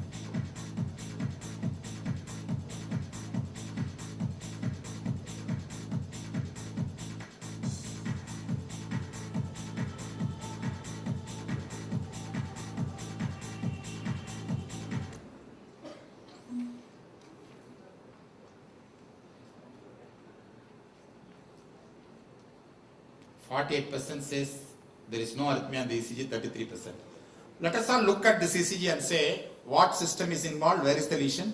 Give me one sentence diagnosis. So you apply all the things you know. Only when I ask me, only arrhythmia. I will not look at whether it is RCR, LCA. So look at the whole ECG. So when you have inferior wall infarction, I want you to look at first RCR, LCX. RCR, LCX here. Distal or proximal? Proximal or distal? Why proximal? You see the nice discordant SC segment depression between V2 and V1, isn't it? See the V2 and V1. V1 is depressed, V1 is normal. So that means the discordant SC depression means there is an RV, posterior and inferior. All the three are there. What arrhythmia this patient has got? Sinus tachycardia. Please remember, sinus tachycardia is also an arrhythmia. Sinus tachycardia is also an arrhythmia. So here, in last ECG, I showed you inferior wall infarction with the sinus arrhythmia. Here I am showing a tachycardia. Sinus tachycardia in inferior wall MI. So sinus tachycardia in inferior wall MI is not usual for an inferior wall infarction, isn't it? Whenever there is a sinus tachycardia in inferior wall MI, it means lot of things. One is an ongoing ischemia. Second is an LV dysfunction. Third is hypotension. Hypotension, reflex tachycardia. What happens in hypotension? There will be reflex tachycardia. So that's why whenever a particular arrhythmia is unusual for that infarction, it is a bad sign. In antral infarction, I expected a sinus tachycardia. When antral infarction showed a sinus problem, it's a high risk. I told you sinus node artery is coming from the left system. Whereas bradycardia is usual for inferior wall MI. Whereas inferior wall MI, I have a sinus tachycardia. I must be worried. Why this sinus tachycardia is happening? There is something else, some bad problem which is producing this sinus tachycardia. The important things are ongoing ischemia, LV dysfunction, hypotension. All these things produce sinus tachycardia. So I am afraid of sinus tachycardia, inferior wall infarction, and I am afraid of a bradycardia and antral wall infarction. Because this arrhythmia is not usual for that particular infarction. Right, this ECG. Good prognosis, bad prognosis. When is lunch? When is dinner? So here you can see the inferior wall infarction. There is some AV dissociation. You can see the P waves are coming at different times. There is no fixed relationship between the P wave and the QRS.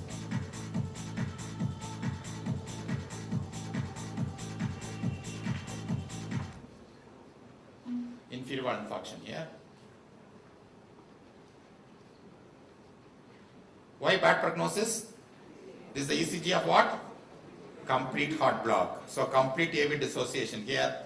So whenever the AV block is accompanying inferior wall infarction, although it is better than antral wall infarction complete heart block, the mortality is increased to the tune of 2.5 times when you have an AV block with an inferior wall MI.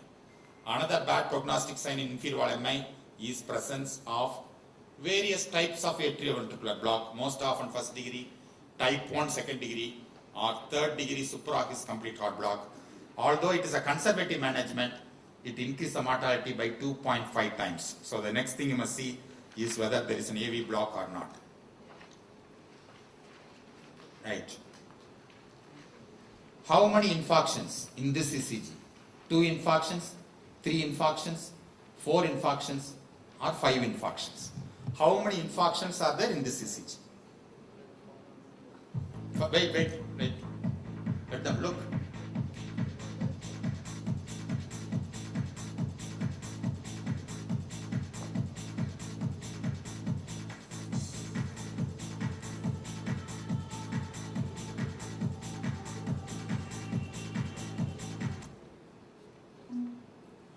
Yeah, do that again. Vanducha. Wait.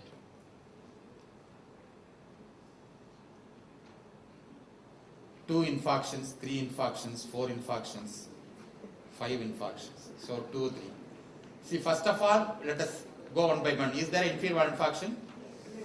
Appa, you diagnose inferior wall infarction, I am happy about it. So there is an inferior wall infarction here. Right. Is there a posterior wall infarction? Yes. Is there discordant depression? So that means posterior plus what? Right infarction. So inferior, posterior, discordant depression, RV. So how many infarction we have? 3. Is there ST elevation in lateral leads? So what infarction here? Lateral wall. So how many infarction? Then see the PR segment here. Can you identify the PR segment elevation here? See that flat ST here. This is the TP segment. So this is the PR segment. Can you identify the PR elevation there? Is the PR is elevated? If the PR is elevated, what infarction? Atrial infarction. So how many patient has got? Inferior, right ventricle, posterior, lateral and atrial infarction. So this is a ECG of atrial infarction. So many minutes and hours we have been talking about ventricular infarction. So please remember, we have another 2 chambers called atria. They can also get infarcted. So when they get infarcted, you have ST elevation, just like you have ST elevation for ventricular infarction. The ST for P wave is PR, isn't it? ST for QRS, it is ST. Whereas for PRS, for P wave, the ST is PR. So in infarction, the PR segment gets elevated. So you have 5 infarction. You can see that expanded mode of the same ECG. You can see that here, this is a PR elevation. See the, yes? So it's a 5 infarctions. We can change. It's a 5 infarctions. So this is like this, atrial infarction. So PR elevated here. So this ECG, the last I think. This patient has got LV dysfunction. No, yes. Need an echo, no idea. So I am asking you not for localization like that. I am asking you the function of left ventricle how from the ECG. Usually we do an echo to assess the LV function. But can you have a clue that this patient has got left ventricular dysfunction? Yes?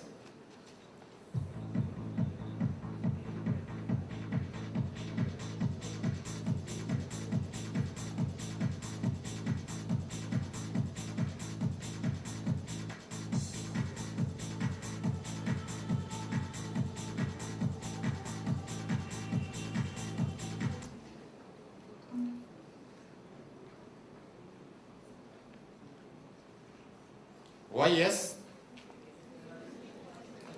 So in any ECG, any infarct, you keep on looking at the P wave in V1.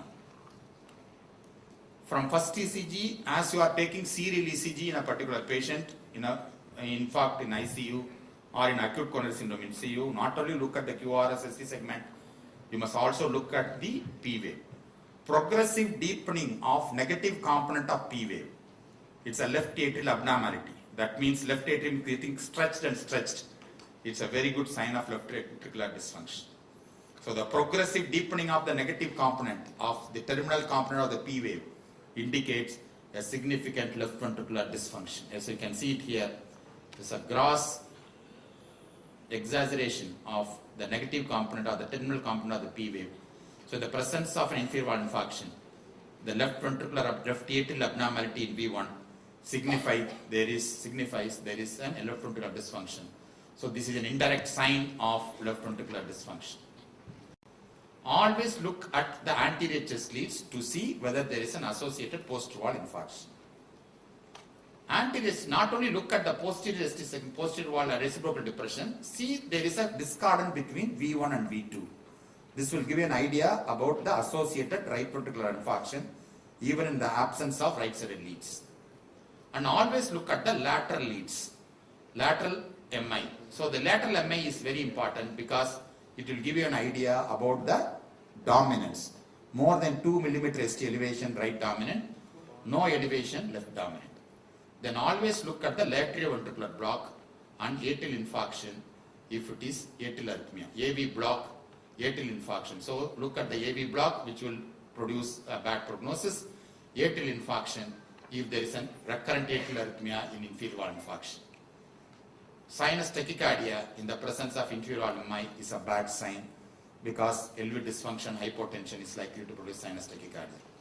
Always look at remote ischemia. For example, this is what I told you.